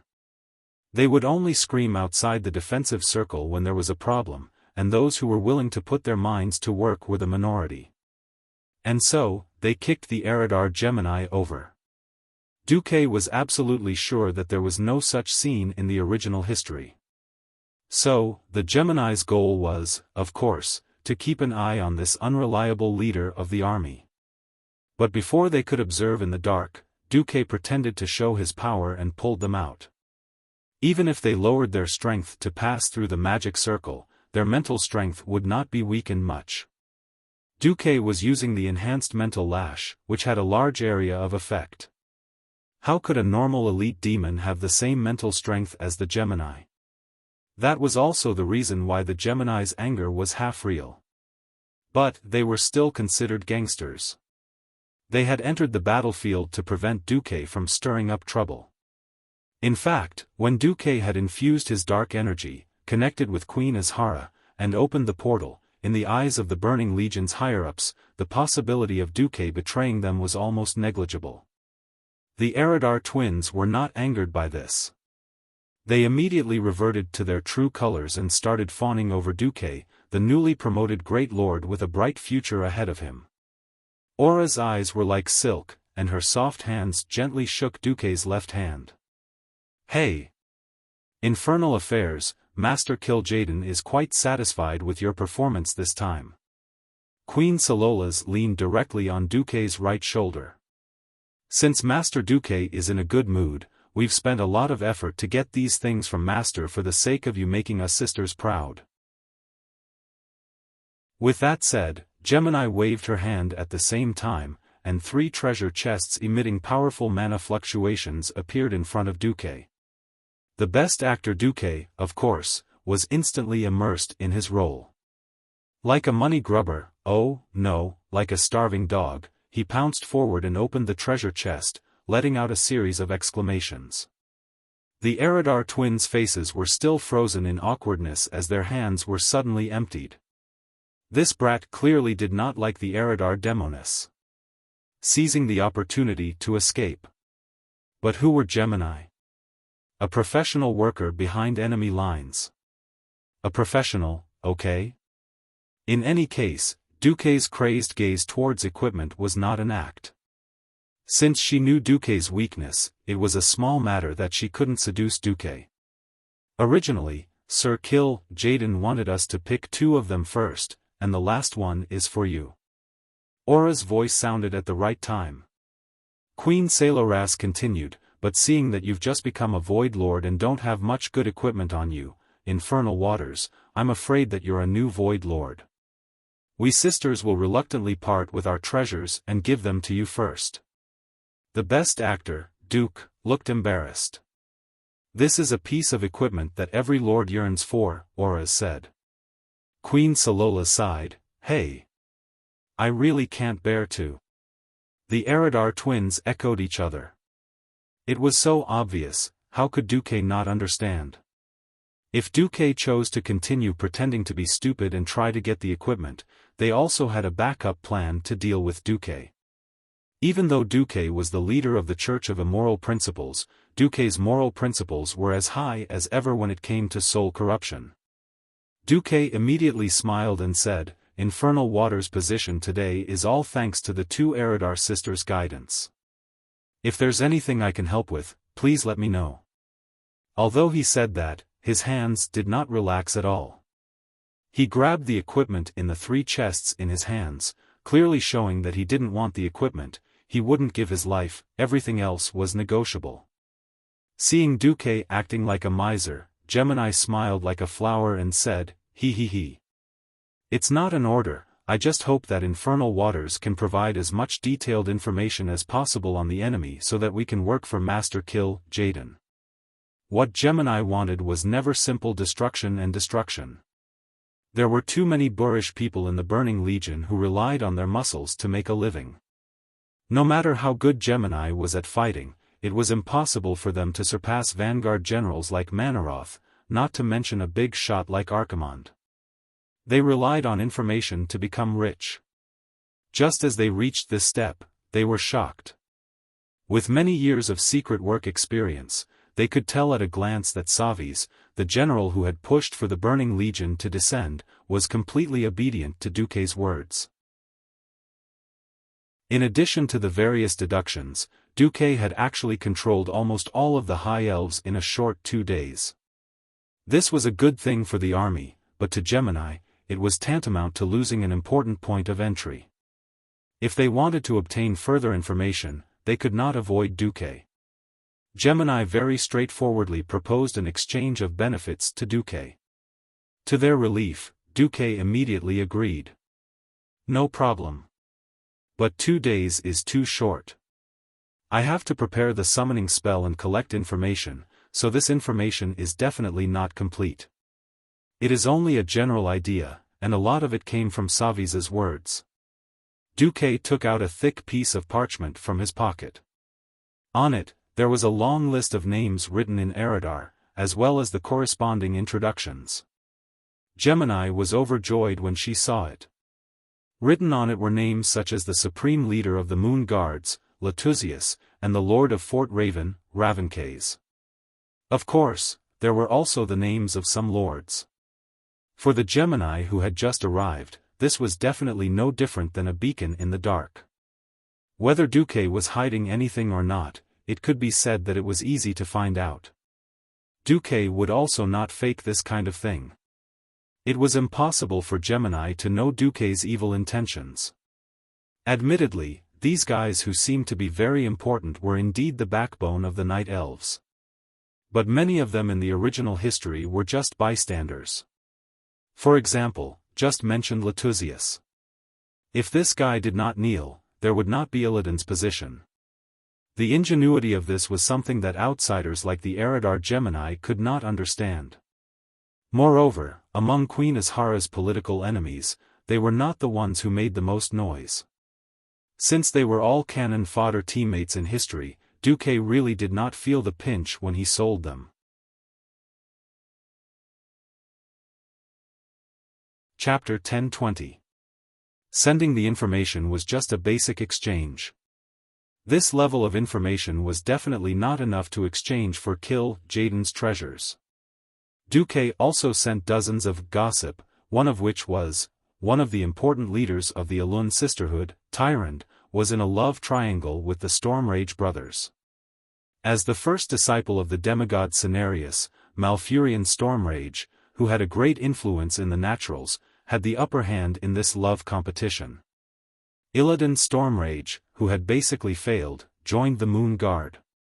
For a demon who specialized in tricking people into falling, a single dog like Illidan who was frustrated in love was the best target. Only Duque knew how crazy Illidan's infatuation with Tyrant was. At this point, Duque had secretly buried a nail that could change the entire situation of the battle. The highlight was naturally at the end. Noticing that the Gemini were willing to reduce their strength from a standard lord to an elite demon, Duque enthusiastically recommended his new invention to the Gemini, a dark magic circuit system engraved on the surface of the skin. This method of increasing the magic circuit in a disguised form made Gemini's heart beat faster. Moreover, this was a magic circuit powered by dark energy. The Gemini really could not find a reason to refuse. But the Gemini was very careful. Just let Saloras inscribe the dark energy circuit. Both you and she are of the shadow attribute, so the amplification will be greater. The high-grade warlock Oresis who specialized in fire magic used a very legitimate reason to only let Saloras inscribe. I see. You guys can decide. With a calm and indifferent expression, Duque engraved a set of magic circuit inscriptions on Queen Salora's smooth back. The effect of Duque's personal work was so good that even Oresis was a little envious. Dark energy was a power that the Eridar clan had mastered to the point of perfection. It was true that the Eridar Gemini had exerted their strength, but as warlocks, their strongest point was not their bodies, but their dark magic circuits. Now that Duque had inscribed a set of circuits on Saloras, he could feel Salora's strength rising rapidly. This effect was not 1 + 1 = 2. At the very least, the effect was equivalent to 4. In just 3 hours, Salola's had reached the level of the Hound King Hacker. Coupled with Salola's gorgeous shadow magic, she had the strength of a quasi-lord. For a moment, Aless almost wanted to ask Duque to carve a set for her. In a place where Duque couldn't see, Salola's gave her sister a look, suppressing Aura's impulsive heart. It was only at this moment that the 3 pieces of advanced epic equipment that Duque was finally safe. The headgear, Dark Spell Ring, Desecrator's Gauntlet, and Kill Jaden's Broken Cloak, were the 3 top-notch cloth armor items at the current stage of the game. They instantly increased Duque's strength by at least 30%, making him almost as strong as a high-tier lord. Firstly, he did not dare to use the equipment he had obtained in the Battle of Mount Hyjal. Secondly, although it was a priest's equipment, holy priests and shadow priests were 2 completely different positions. The divine priest is the nanny. The shadow priest was a powerful magic attack profession. Didn't you see that even the strongest defense warrior would have a set of crazy damage output equipment in their backpack? Duque had contributed so much to the world, there was nothing wrong with him having 2 sets of equipment. Eridar left with a satisfied look on her face. Duque stayed with a satisfied expression on his face. Time unknowingly came to the 3rd day after returning to Azeroth. Duque was sleeping soundly when suddenly, without warning, a sharp dagger was pressed against Duque's neck. Evil Fallen One. Accept the punishment of justice. It was an extremely cold female voice. Duque raised his eyelids. Damn it. I just pulled an all-nighter last night. Do you still want me to live? With that, Duque turned over and continued to sleep. The attacker froze for a full 3 seconds before sighing. My Duke Beast, you are still as shameless as ever. Now I believe that you are not fallen. That's right. Bypassing a number of demon guards, silently snuck up to Duque's side without being alerted by the system elf. Of course, it was one of them. Vanessa, dressed in a thief's outfit, gradually revealed her figure in the air. Fallen? I was so close to being completely finished. However, I am now. Lord Infernal Emissary, the great lord of the Burning Legion. Such a tasteless name, I know it's you. Vanessa smiled as she put away the pair of deadly daggers that were enough to make any wizard tremble in fear. Bullshit. If you don't know it's me, then get out of the Marcus family. Duque poked his head out of the quilt. That won't do. The Van Cleef family has sworn loyalty to the Marcus family for generations to come. Do you have the heart to let a weak woman like me freeze to death in the snowy wilderness? That scoundrel Vanessa turned on her acting mode. Looking at the crocodile tears that had just been squeezed out with eye drops, Duque really wanted to slap this maid who specialized in angering her master to death. What the hell, a weak woman? You can almost dismantle a Gundam, no, dismantle a fell mecha with your bare hands. Why are you still pretending to be a weak woman? Bah! Duque snapped, all right, make sure I'm fine. Is there anything else? If there's nothing else, then scram. Vanessa spread her palms, give me the information, and I'll scram immediately. Duque rolled his eyes, but still handed a small ball to Vanessa. Don't look for me if there's anything before the crucial moment, and even more so if there's nothing else. Understood. In the next moment, Duque, the powerful maid who had stepped into the realm of heroes, disappeared in the morning light.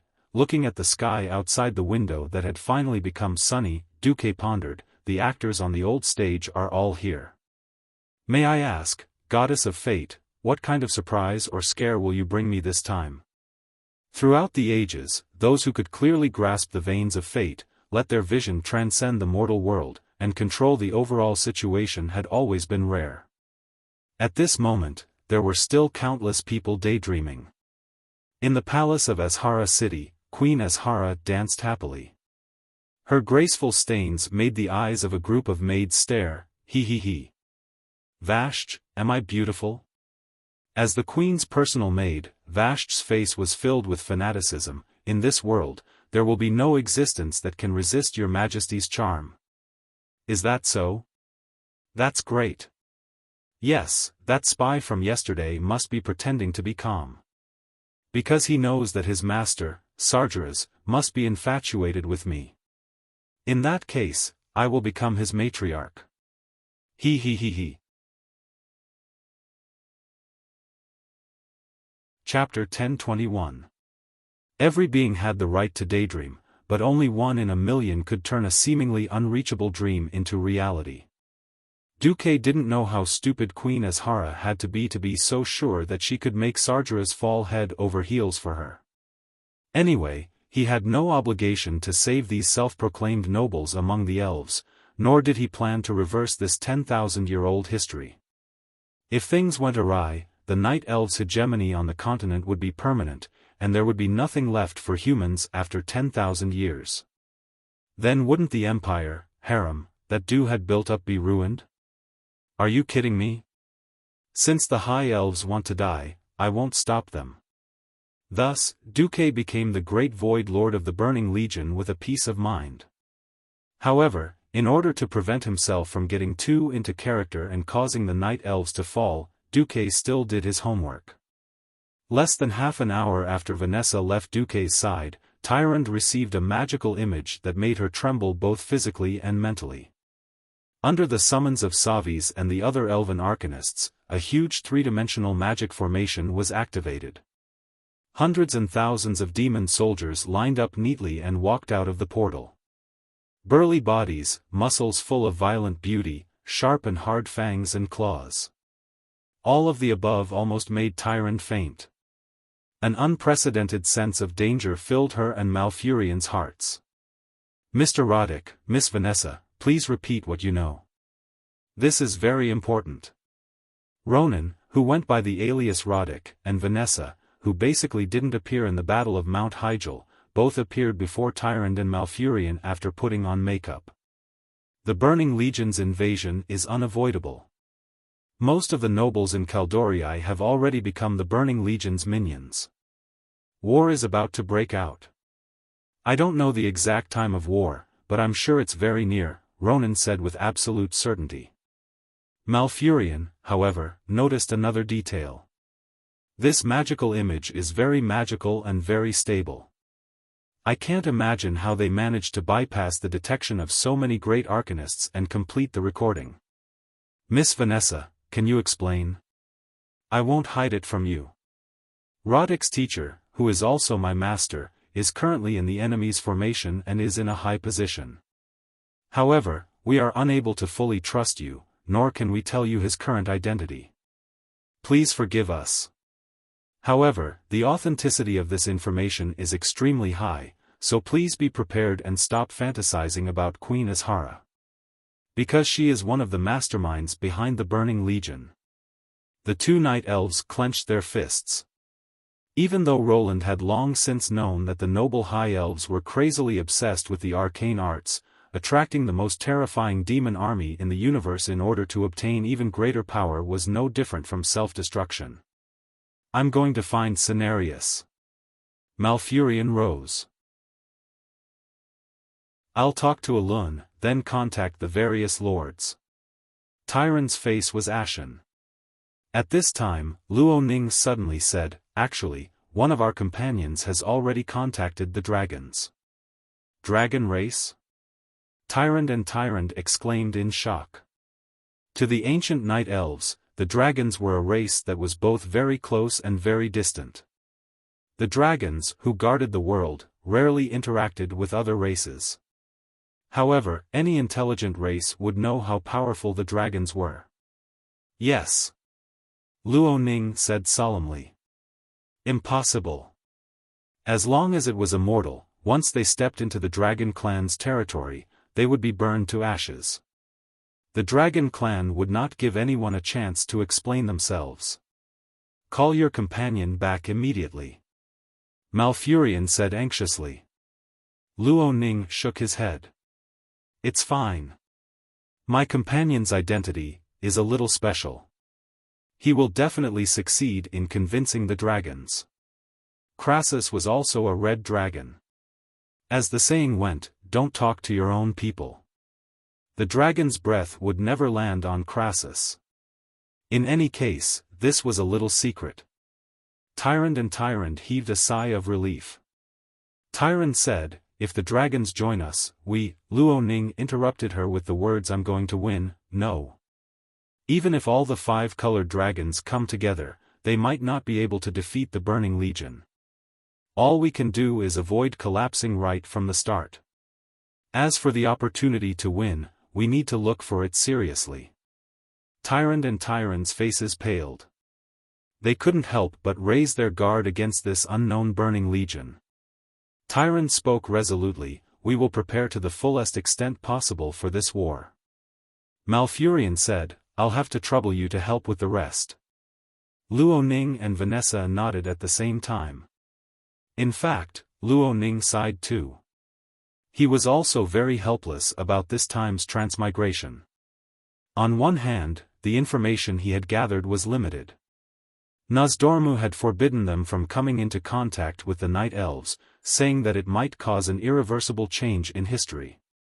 This made it difficult for Luo Ning to follow the main storyline of the ancient war even if he wanted to.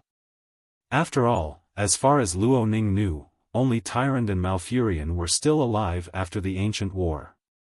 However, they were not allowed to come into contact with them. As for the ancient war, Luo Ning had flipped through the incomplete records and history books that the Dalajan had salvaged, but he could only find a bunch of vague fragments. He roughly knew that the Burning Legion had come once 10,000 years ago. Then, the Earth aspect dragon, Neltharion, betrayed them and blew up the Well of Eternity for some unknown reason, destroying the ancient Kalimdor continent and sending the Burning Legion back to their homeland. As for how it became like this, he had no idea, nor could he verify it. Most of the information humans had about the ancient war came from the High Elves. In this period of history, there was naturally no lack of High Elves trying to flatter themselves. The only thing he could be sure of was that Anastrian Sunstrider's father, Das Rima, had participated in the war, and his role seemed to be a little dishonorable. He was completely at a loss for the rest. On the other hand, he felt that his master, Duque, knew a lot of information that he didn't, but Duque refused to say it no matter what. Now, the biggest trump card of the Azeroth coalition army was undoubtedly Duque, who had become the Burning Legion's Void Lord. Looking at the backs of Tyrant and Malfurion leaving, Luo Ning sighed. With Master's character and intelligence, he probably won't stop until he makes the Burning Legion bleed. Vanessa shrugged her shoulders, looking as if she was about to die. I'm also very helpless to have such a master. Right, what should we do now?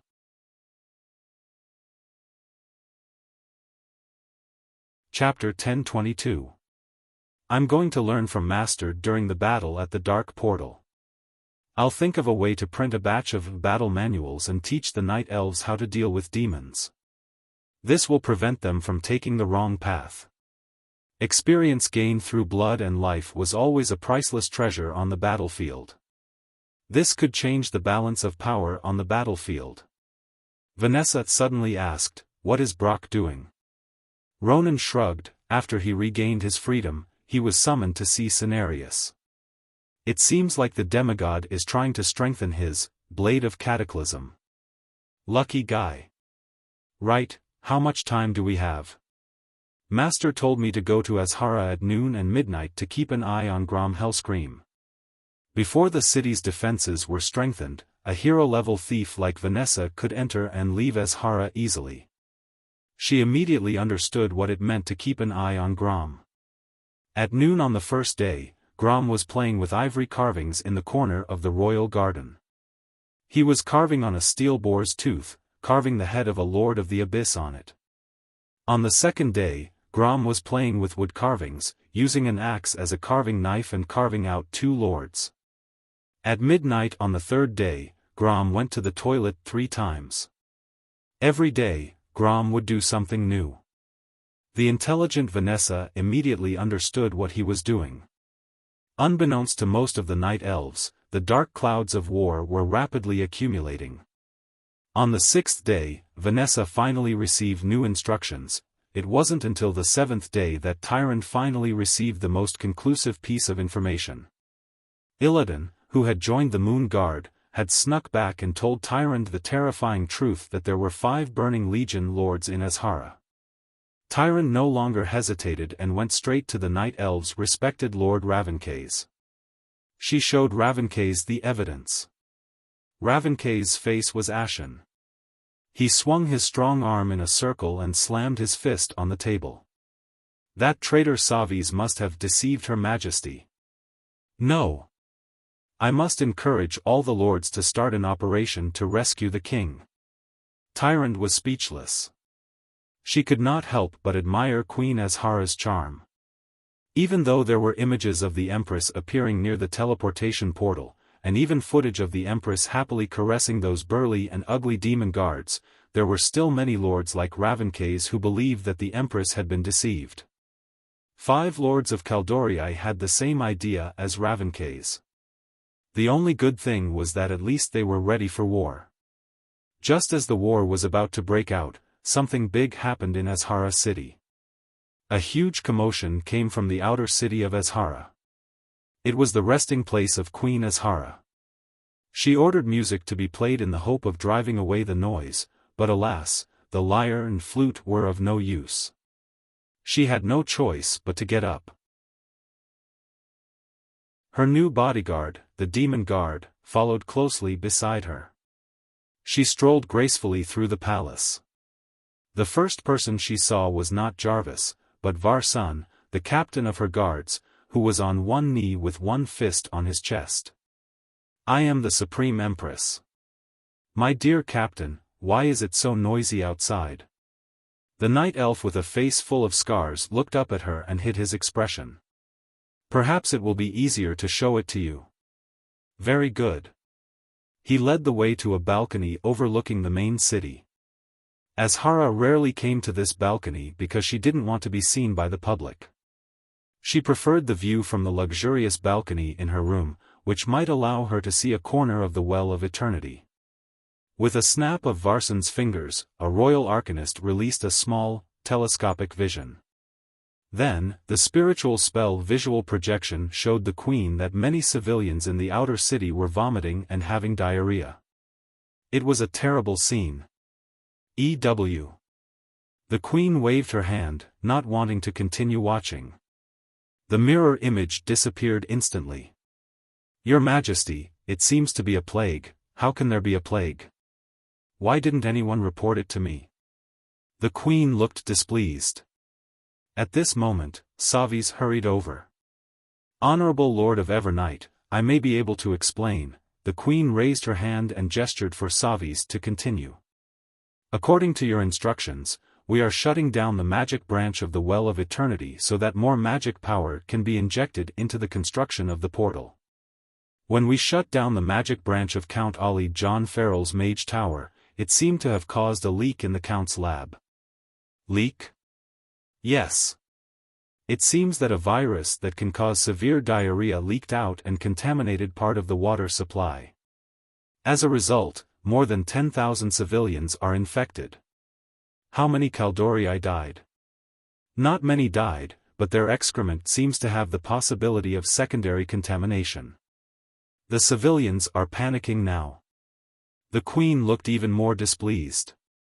I don't want to see any filthy people in my city. Therefore, an incident that didn't exist in history happened out of nowhere and then inexplicably set the tone. Azhara began a large-scale evacuation operation in the city. No, it was more accurate to say that it was banishment.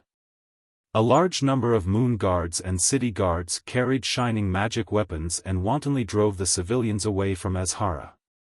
For a moment, the main city of Kalimdor, which stood in the center of the continent, was in chaos. On top of that, there was a rumor that an even more terrifying and deadly plague would spread in 2 days, which directly triggered a frenzy of fleeing among the residents. In just 2 days, this huge city with a population of more than 1 million was completely empty. The only place that wasn't affected was the inner city where the High Elves lived. The songs were still sung, and the dances were still danced. In the underground palace of the inner city of Azhara, the twins found Duque. Queen Salorast said in a teasing tone, "Yo. My dear spy, what do you think of the wave of refugees outside? Manaroth was going to descend soon. If there isn't enough blood, who knows if those guys will go berserk." This was obviously a test. If it didn't go well, it would be like mud falling on one's pants. Even if it wasn't shit, it would still be shit. As an honest and reliable young man, Dumoke was, of course, spouting nonsense with a straight face. Oh. So what? Duque's tone was full of disdain. On this small planet, a primitive race that doesn't even have interstellar warships or interplanetary teleportation portals. Even if they escape, where can they escape to? For me, completing the mission that Lord Kill Jaden entrusted me with and opening a larger and more stable portal as soon as possible to welcome the Burning Legion's main force is my only task now. Whatever you want to do, just do it. It's none of my business. Chapter 1023. Were the Eridar Gemini suspecting Duque? The answer was yes. Because it was too sensitive for something to happen at this time. The Gemini's experience from working behind enemy lines told them that there must have been a leak. Someone was using this special method that went against the style of the Night Elves to save the elven civilians. However, no matter what the Gemini thought, they wouldn't really suspect Duque. Because Dooku was fully immersed in the great cause of opening the teleportation portal. Duque's knowledge of teleportation was so rich that it surpassed their professional Eridar warlocks in many areas. As a result, the matter regarding the teleportation portal was completely led by Duque. If someone told the Gemini that it was Duque who was secretly evacuating the civilians, the Gemini would be the first to not believe it. After all, this was contradictory. The evacuation would only last for a while. The destruction and death brought by the Burning Legion would last forever. What Duque was doing was speeding up the destruction of this planet.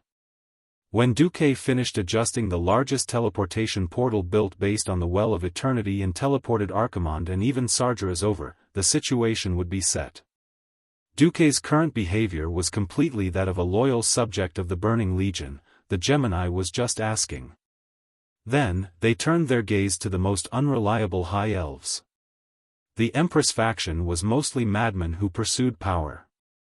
They didn't care about the lives of the lower-class civilians.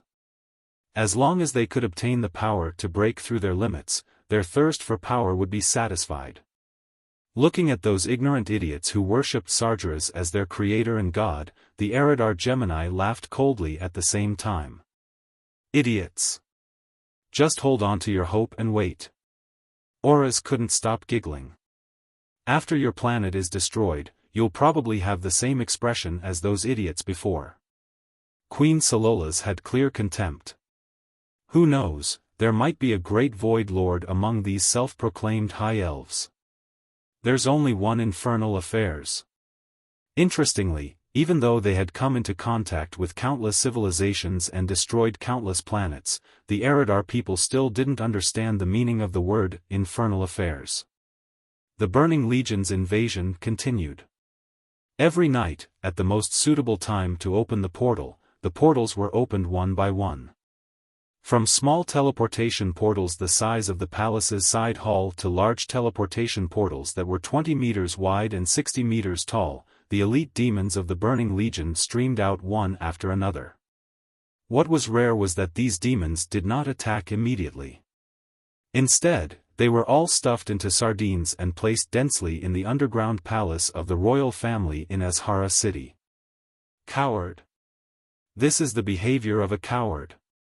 Manarotha's roar shook the entire underground palace. On the 100-meter-high roof, the sand was shaken and fell down. The Lord of the Abyss waved the double-headed sword, but as if he were performing, he only dared to swing it on the spot and did not dare to let the tip of the sword move half an inch forward. Because there stood a seemingly insignificant existence, Duque. Idiot. Since even Lord Archimonde wants you to accept my moderation, I will not allow you to do so. Both commanders have set opening the largest portal as their top priority. This proves one thing: the importance of planet Azeroth is far beyond the imagination of a pig-headed demon like you. Duque acted like a true Lord of the Void, mercilessly lecturing Manaroth, who had been defeated by him. But look at these demons. Are they still the mighty warriors of the Burning Legion? They're worse than dogs.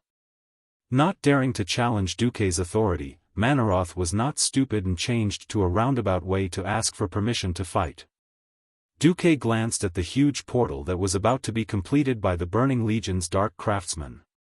Forget it, leaving a fool like you here won't be able to guard the portal. Then bring the Lords of the Abyss to cause trouble. Do whatever you want, the more the merrier.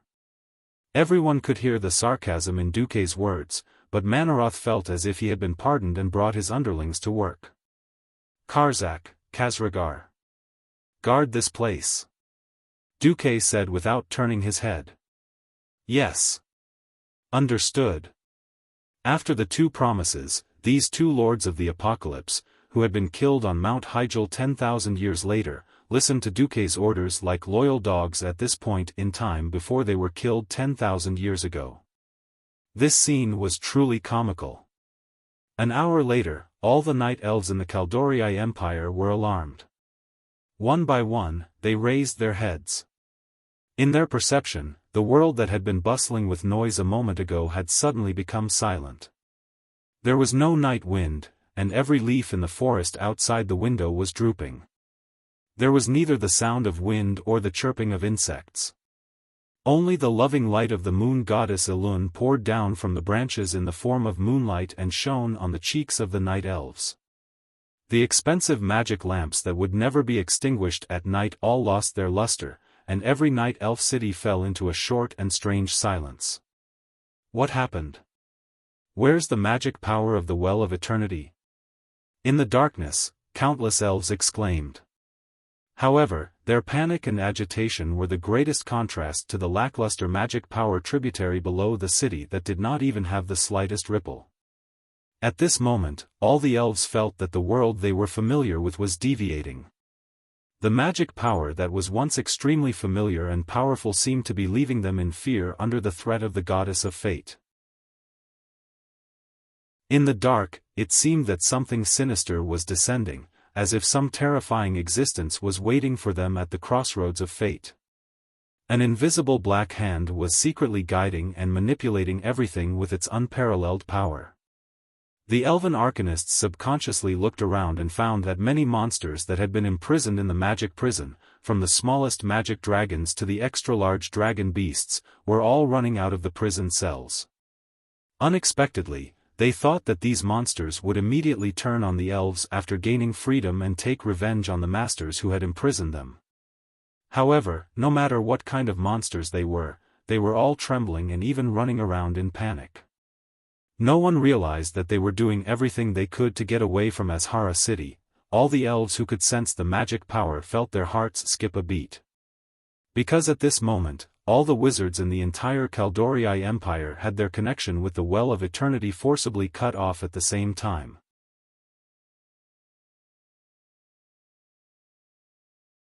Chapter 1024. In the entire Kaldorii Empire, there were hundreds of castles of various sizes. Most of the castles' owners were no longer around. They gathered in the castles of the leaders of various regions, intensely discussing the intelligence from the Alun Sisterhood, the leader of the Nature faction. Queen Azhara brought in demons for the sake of new power? That's nonsense. The queen is not a fool. How could she bring in demons that are so powerful that they can destroy her? Just as the lords were arguing fiercely, these lords in gorgeous robes opened their eyes wide in horror. Everyone realized that from that moment on, the Well of Eternity no longer sent any magical response. Not only them, but the entire Night Elf Empire, the entire Kalimdor continent, and thousands of other species all felt the emptiness and loss in their hearts. Before this moment, they were more or less direct or indirect beneficiaries of the Well of Eternity's massive magical power. But after this moment, their connection with the Well of Eternity was cut off. The power that they once enjoyed had now turned into nothingness. Unease and panic quickly spread among the people. Just like the Celestial Empire before Duke's transmigration, not to mention an indefinite power outage, once human society returned to the Iron Age and needed candles for illumination, just the lack of Wi-Fi alone was enough to cause many young people who were heavily addicted to cell phones to suffer from mania. Now, many people in Azhara who were unwilling to evacuate, as well as the city guards, and even some of the moon guards, naturally wanted to ask for help from their queen and call for Azhara's guidance. The soldiers and civilians quickly gathered in front of the inner city gate of Azhara, and more people gathered. At the beginning, there were hundreds of people at each gate, but now there were thousands. On top of the gate, the sentries looked expressionless, neither opening the gate nor appeasing the surging crowd. Until midnight, most of the elves who were still in the city rushed to the 4 gates of the inner city. Outside each gate, tens of thousands of elves gathered. Duque, who had asked the demon's eye to transmit images to him in the name of surveillance, secretly sighed in his heart. In his heart, even if this was transmigration, even if he knew that he could not greatly change the history of the ancient war, he still did not want to treat the innocent night elves as sacrificial lambs. Now, Duque realized that his thinking was wrong. At this moment, those who were still in the outer city of Azhara were definitely not ordinary people. Magical power. We want magical power.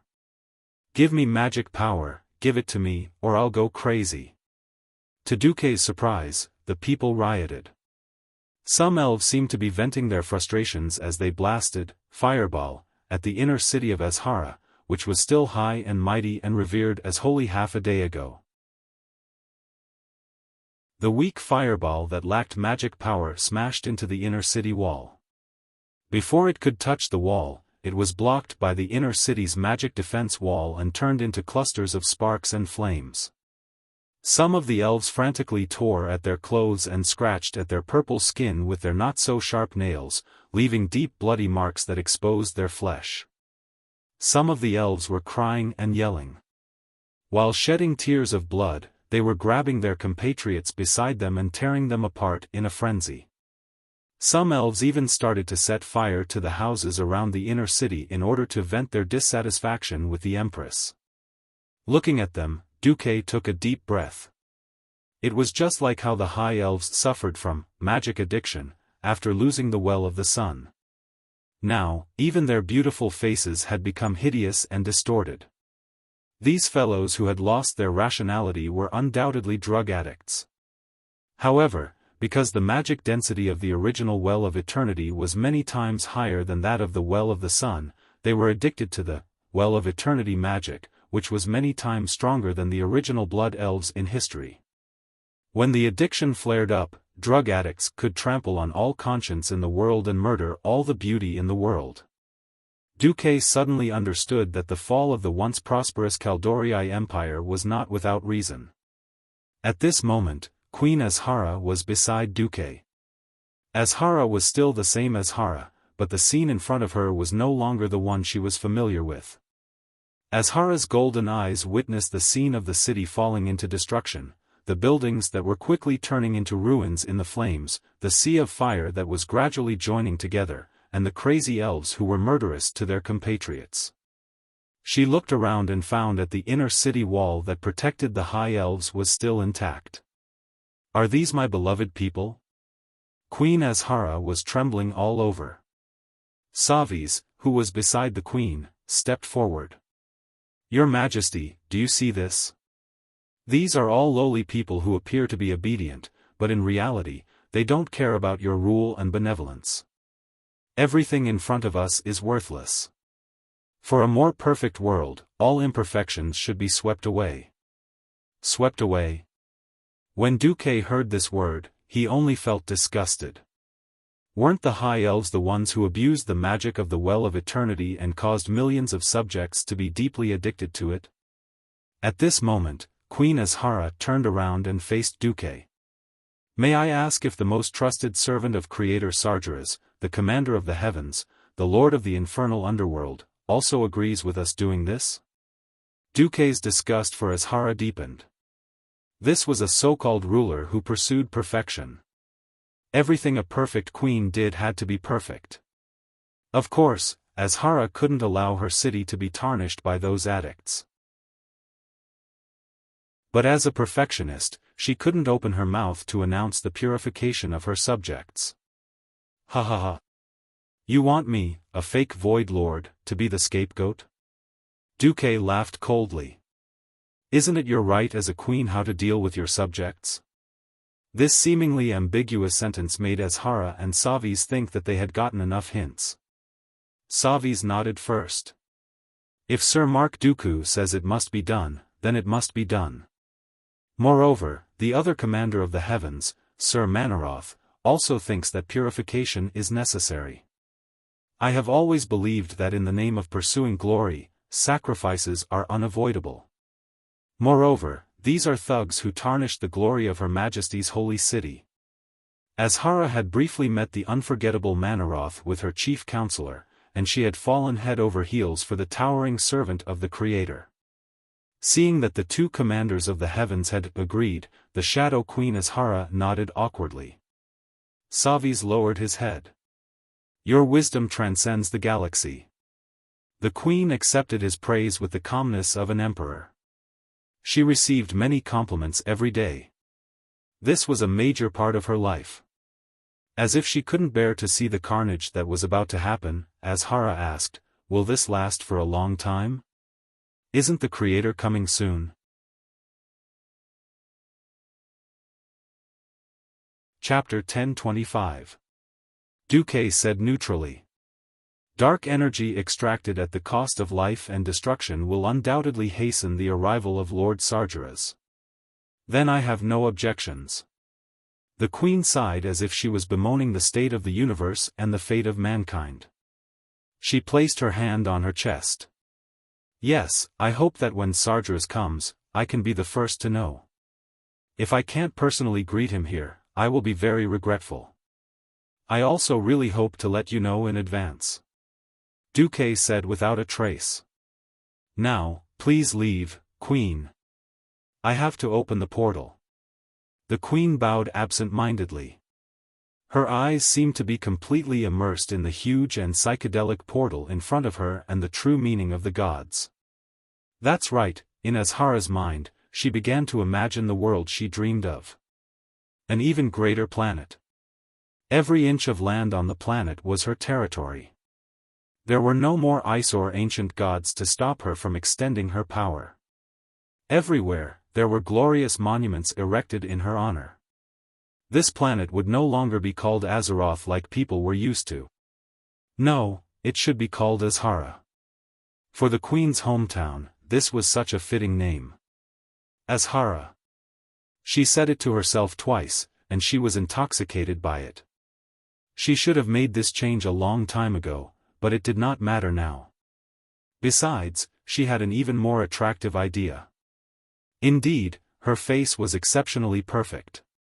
It was the symbol of her people. But there was something more glorious and greater. Soon, he would come. His name was Sargeras. She whispered, Sargeras. God Sargeras, a smile that was almost childlike flashed across her face.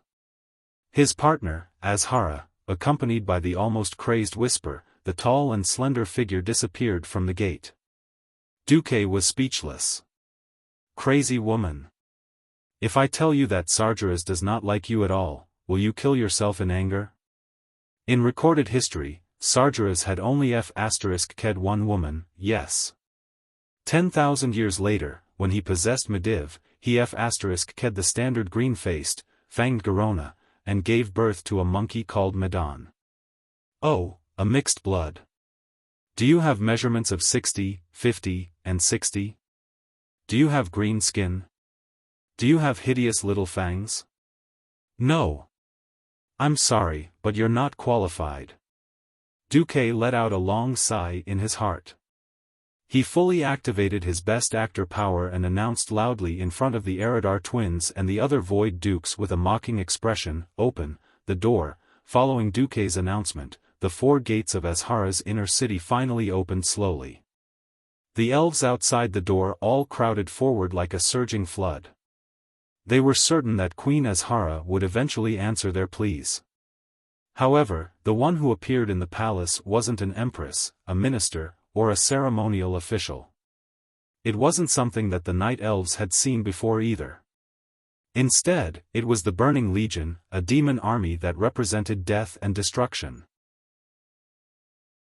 A 4-legged creature with strong, canine-like limbs, bright red skin with black spots, long white bull horns, and 2 sharp black whip-like tentacles, this was the infamous Hellhound of the Burning Legion, even in the next 10,000 years, to the mages.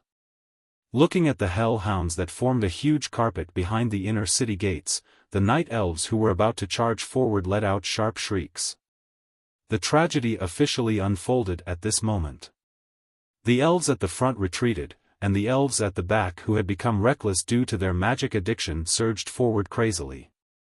When a few elves at the front tried to cast magic, their spellcasting ability was temporarily sealed by the Hellhounds' spell block, and their end was inevitable. At 3:00 in the morning, the first victim of a demon on planet Azeroth was born. The Hellhound easily used its huge horns to break open the stomach of the unlucky fellow. Then, with its mouth that was as sharp as a bird's beak but filled with sharp teeth, it tore out the long intestines in the elf's stomach. Ah, the heart-wrenching screams instantly ignited the panic of the people. They only wanted to see Queen Azhara and vent their dissatisfaction and resentment for losing the magic of the Well of Eternity. They never thought that they would be greeted with such an inhumane massacre. Tens of thousands of elven magic addicts were drowned by the even more terrifying Hellhound tide within minutes. Tons of fresh blood gathered at high speed and filled the entire moat of Azhara's inner city. Manarotha's huge figure appeared at the city gate that was slightly narrow for him. He swung his double-headed sword that weighed several tons and burst into the most joyous laughter since he descended. Ha ha ha. Go! My little bastards! Massacre, destruction, tonight is the Burning Legion's feast of death. Ha ha ha ha ha. Beside him was the Hound King Hacker, who had been bestowed with power and had advanced to a low-level lord. Hacker's body was covered in light and shadows, and the space around him rippled like water. Countless hellhounds were leaping out of this special portal for hellhounds, allowing even more hellhounds to directly arrive from the distorted void to participate in this massacre. Not only low-level demons like the hellhounds and demon guards, but even the lords of the abyss under Manaroth had entered. Those massive war machines that looked like dragons turned into bulldozers and smashed the tall and beautiful elven houses as easily as a pile of toy blocks. The continuous rumbling sound spread from near to far, all the way into the distance. Azhara, which had always been a city that never slept, welcomed light after a short period of darkness. Unfortunately, this was the light of destruction. Every fire represented the collapse of a 1,000-year-old cultural relic house, symbolizing the death of a double-digit number of elves. Krasus, riding a huge red dragon, was hovering outside Azhara city. He was dumbfounded as he watched the scene unfold before him. Impossible. Why didn't he stop this even though he knew that this would happen? Krasus was a little confused. He could not understand why Duque did not stop this destruction, even though he knew that his goal in coming to the ancient war was to protect history. Who is he? Krasus, the huge red dragon asked. Krasus did not know how to answer. Because any spoilers from him could very well affect the attitude of the dragons towards Duke 10,000 years later. In the end, he answered vaguely, he is the leader of our alliance, a great being whose soul will not fall into the abyss even if he is cursed with the darkest of curses.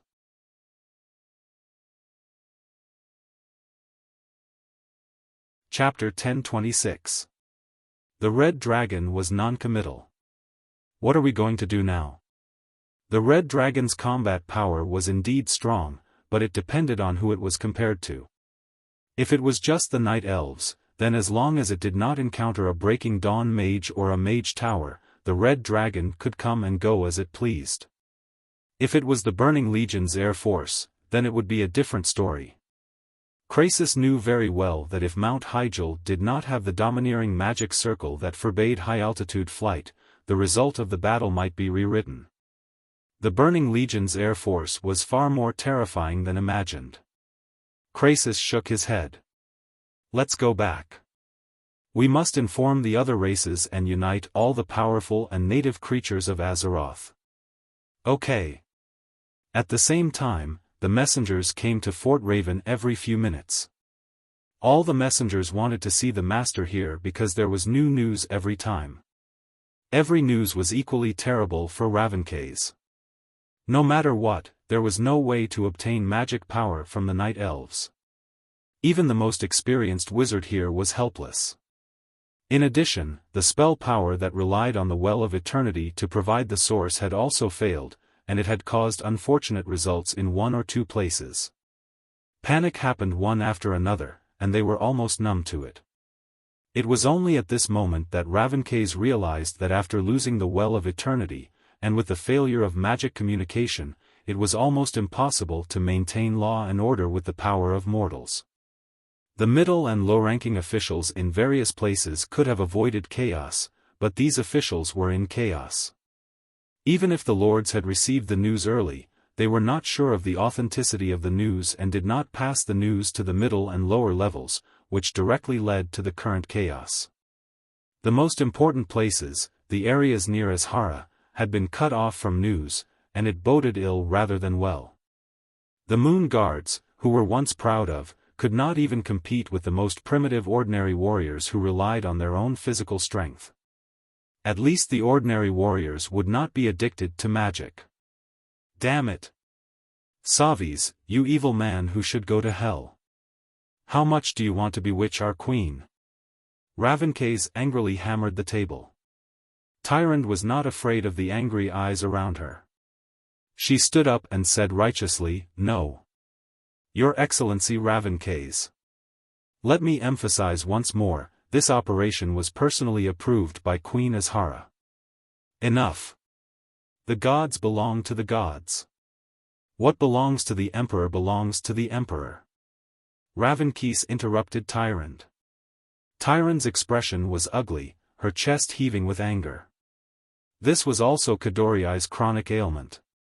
Even though this was an era where deities frequently appeared, Childoriai was undoubtedly a kingdom ruled by emperors. The great nobles, who controlled a large number of troops and power, were very sensitive to the interference of gods and churches. Tonight, there were a total of 118 lords gathered in Fort Raven, which accounted for less than a quarter of the entire Childoriai Empire. More lords chose to wait and see, or directly moved their families into the inner city of Azhara, firmly choosing to stand on the side of the queen. Even though they looked like they were rebelling now, the slogan they were shouting was still, "Long live the Empress." We must protect the king and eliminate the side of the emperor. At this moment, Malfurion suddenly strode in from outside the hall, accompanied by a tall green giant and a short but fair-skinned humanoid creature that the lords had never seen before. "Ravenkes, this is no longer a simple battle for the throne. If you think that there are no traces of the gods in this war, then you are wrong," Malfurion yelled, and then put down a magic crystal on the huge military map. The next second, a huge three-dimensional projection appeared over the military hall of Fort Raven. It was a huge figure not much smaller than the majestic gate of Azhara. A fat but dragon-like lizard-like lower body, coupled with an extremely swollen humanoid upper body, and a terrifying double-headed sword that could easily cut down an arrow tower, all the evidence supported the horror of the Burning Legion that Tyrande spoke of. "What is it?" Ravenkes could not hide his trembling. At this time, the male human beside Malfurion, who was shorter than the night elves, stood up and bowed to the elven lords. "Dear lords, greetings. I am a human from another world. My name is Roddick. As a person whose hometown is also threatened by the Burning Legion, I have come here to report the intelligence of the Burning Legion." After some opening remarks, Ronan said in a deep voice, "This monster is the vanguard of the Burning Legion, the Lord of the Abyss, Manaroth, who has destroyed countless planets." As soon as Ronan's voice trailed off, there was a burst of gasps from the lords. Destroyed countless planets? The lords wanted to accuse Ronan of exaggeration, but after seeing Manaroth easily destroy a mage tower that kept releasing lightning magic at him, no one dared to say anything. "If you still need evidence, there is." Ronan snapped his fingers. In an instant, in the middle of the liege lords, under the illumination of the bright torches and the focus of their gazes, beside the table with the military map, a slender but shorter human figure appeared. She seemed to appear out of thin air, twisting the air and appearing in front of everyone. "Who?" Ravenkes was the first to draw his sword. "She is not the enemy," Tyrande and Malfurion said at the same time. The next moment, a masked woman with the same fair skin as Roddick appeared in front of the elven lords. She silently offered another magic crystal and placed it on the table. The lords were in an uproar when the image and voice were released. Because the main character in the video was their most revered and respected Queen Azhara. In the image, Queen Azhara turned around and faced the side. "May I ask if the most trusted servant of the Creator Sargeras, the commander of the heavenly realm, the lord of the infernal underworld, agrees with our actions?" Everyone here was a senior noble of the Childoriai Empire. Of course, they understood what the queen's words, which were full of political art, meant. They, the lords of the various lands, had been abandoned. Mercilessly abandoned. When the queen was preparing to welcome the so-called god, she didn't even consider informing them. The resentment of being betrayed and abandoned filled the hearts of all the lords in an instant. Almost every lord wanted to roar at the sky to vent the rage in their hearts.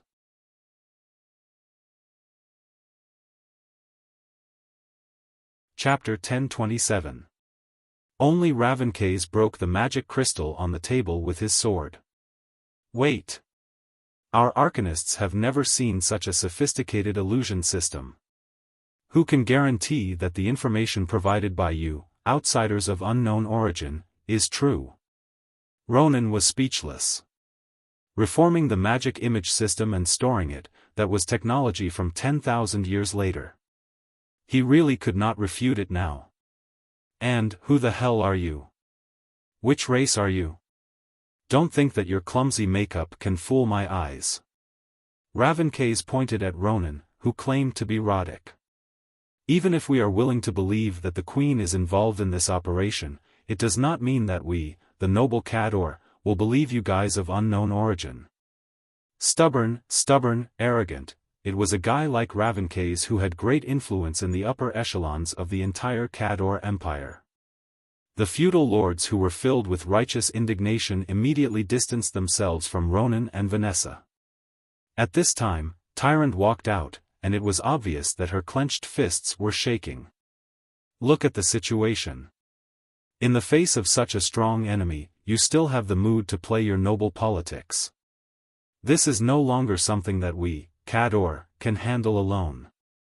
We need to contact all the forces that can be united. Ravenkaz waved his hand. No, we have had enough of suspicion and betrayal.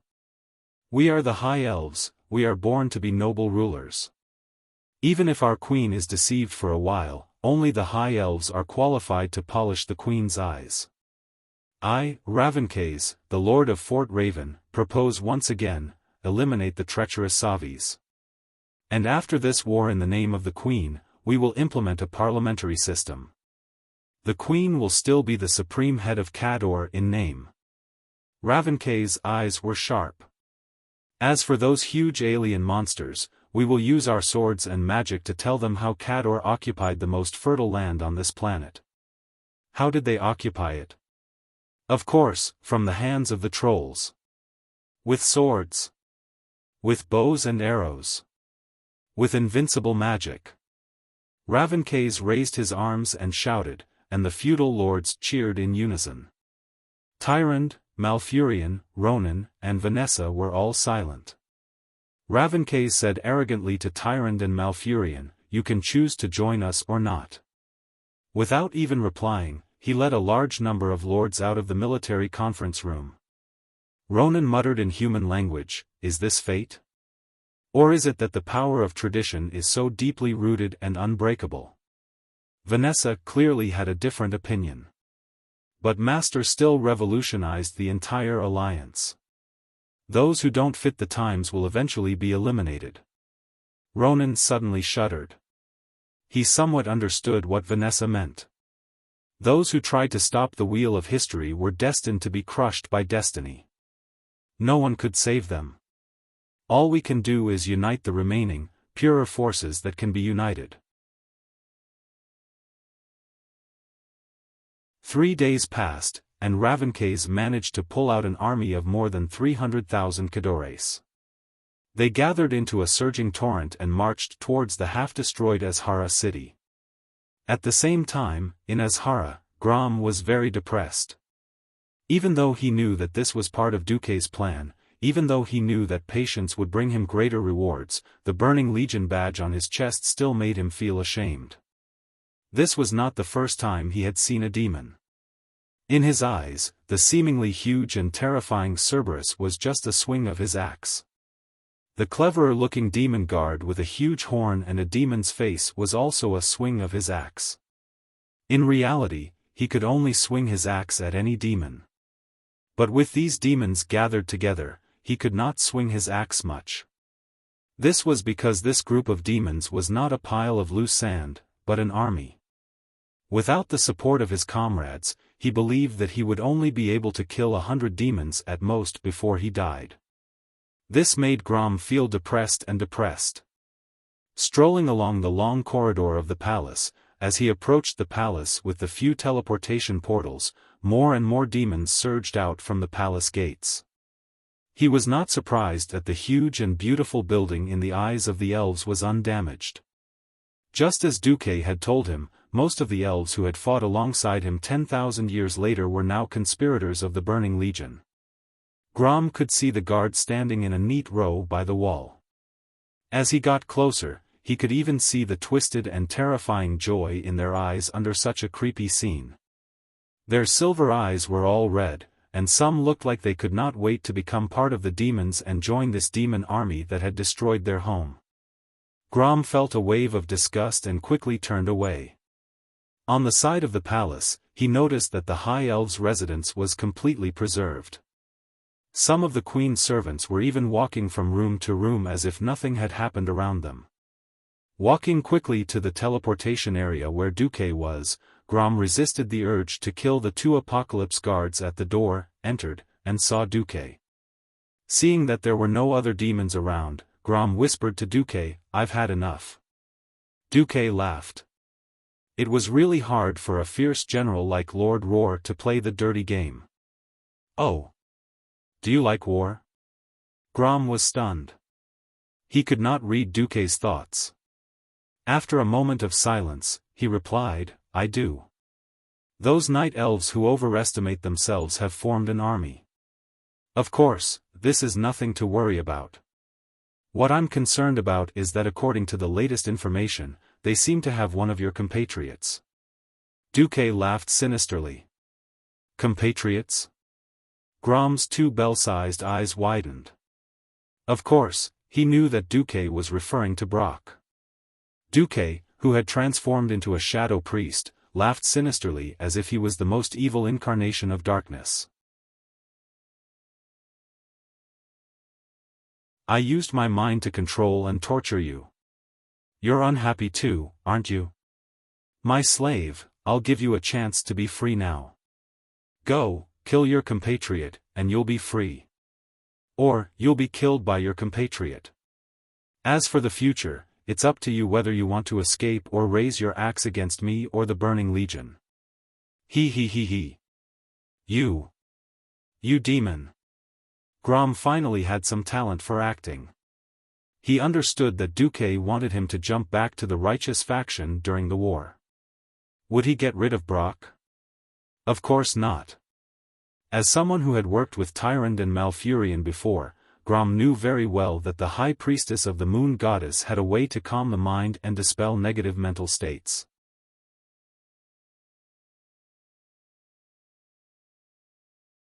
Chapter 1028. Scram. Duque snickered and snapped his fingers. Soon, a succubus came in. "Lord of the Infernal Tunnel, did you call for me?" "Yes. Put this dirty beast man into today's team. If he shows any signs of rebellion, then execute him." "Understood." With that, Grom left with the succubus with a complicated expression. At this moment, Duque suddenly sneered. "Come out, I've already noticed you." He. How rude of me. The ones who came out were naturally the Gemini Alida. Duque's face, shrouded in dark power, had a domineering arrogance. "What, do you have a problem with me punishing my own servant? Your servant seems to be quite strong. Is it really good to give up just like this?" Duque was not surprised by the chain of questions from the telepathic Gemini. The dark aura on Duque's body became more and more vigorous. Just being 10 meters away from Duque made one feel like they would be devoured by the dark magic. "It doesn't matter. To me, he's just an object to be thoroughly studied. He has long lost his greatest value.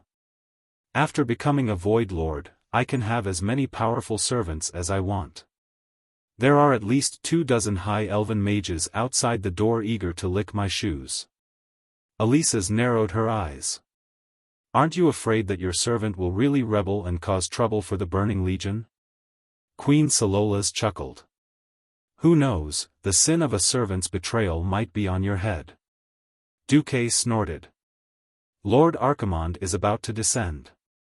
As long as I complete my mission, who will make things difficult for me for my test subject?" The Gemini was a little speechless. Duque had grown too quickly. From an inferior race that popped out of nowhere, he became the Lord of the Burning Legion in one leap. Now, the credit for opening the portal was going to fall on his head. But he also knew the way to survive in the Legion, yes.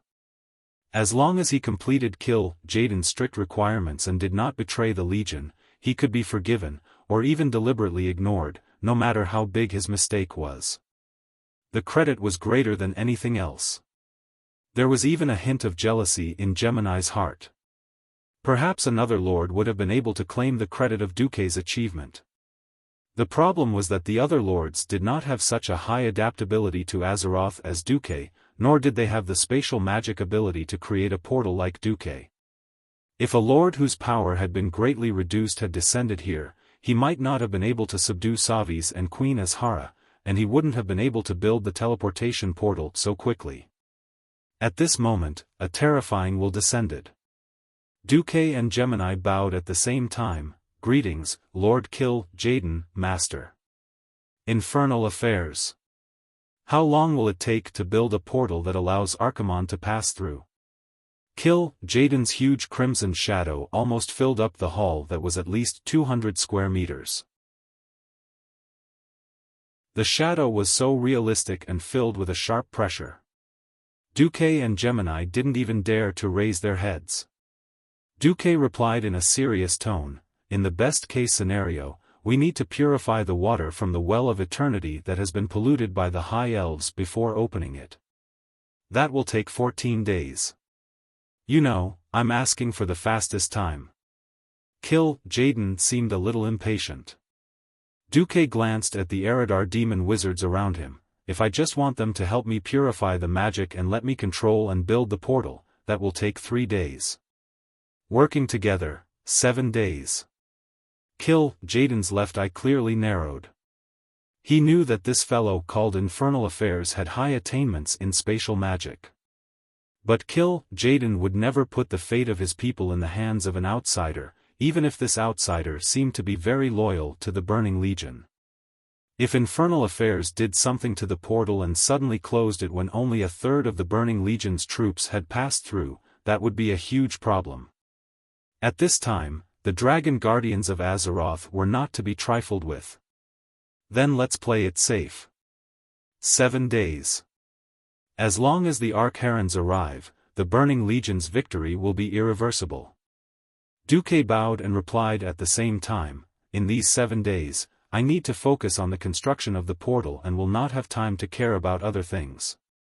I believe that the enemy will find a way to break Azeroth's seal on the magic veins. I hope to strengthen the defenses in this area." Kill Jaden looked at the Eridar twins with a pair of fiery eyes. "I'll leave the protection of the magic veins to you." "Yes." The Gemini replied with a lowered head. "Infernal Affairs. As long as you open the portal, you will be the one to take the lead. I will give you an additional reward. As long as it suits your status, you can have it." Kill Jaden was indeed the best at ordering people around. Just as he threw a big stone called Overtime on Duque's shoulder, the Gemini immediately hung a carrot to lure him. Duque smiled and did not say anything. Under normal circumstances, it would be a waste for the Gemini to be a guardian. But this was obviously not a normal situation. He knew very well what trump cards the enemy had. Right now, he was digging a big hole for the Gemini to jump into. In any case, he had a good reason. "I'll let Manaroth command the battlefield. Infernal Affairs will focus on opening the portal, and the Gemini is the most free. Can you look after the seal for a few days?" The Gemini could not find a reason to refuse. After all, once Archimonde arrived, with the Burning Legion's past experience, they would definitely win. He.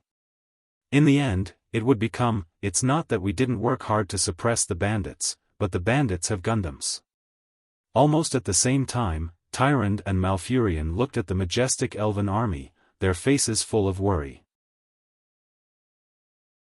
Tyrande even gritted her teeth. "It's impossible to win. Look, our so-called elites can't even stand steadily now, and they actually have to rely on the remaining power of their mortal bodies to fight those huge demons?" Malfurion sighed deeply, "You're right. An army of 300,000. This was definitely a powerful force to be reckoned with in the mortal world. But after seeing those huge, terrifying demons that looked like they were born to be fighting machines, Tyrant no longer had any hope for this army. Now, Tyrant fell into a deep state of confusion. When the demons came out, the high priestess of the Alun Sisterhood happened to be in Azhara city. Her desperate cries before her death were transmitted to her and the other priestess through the spiritual network left by the goddess.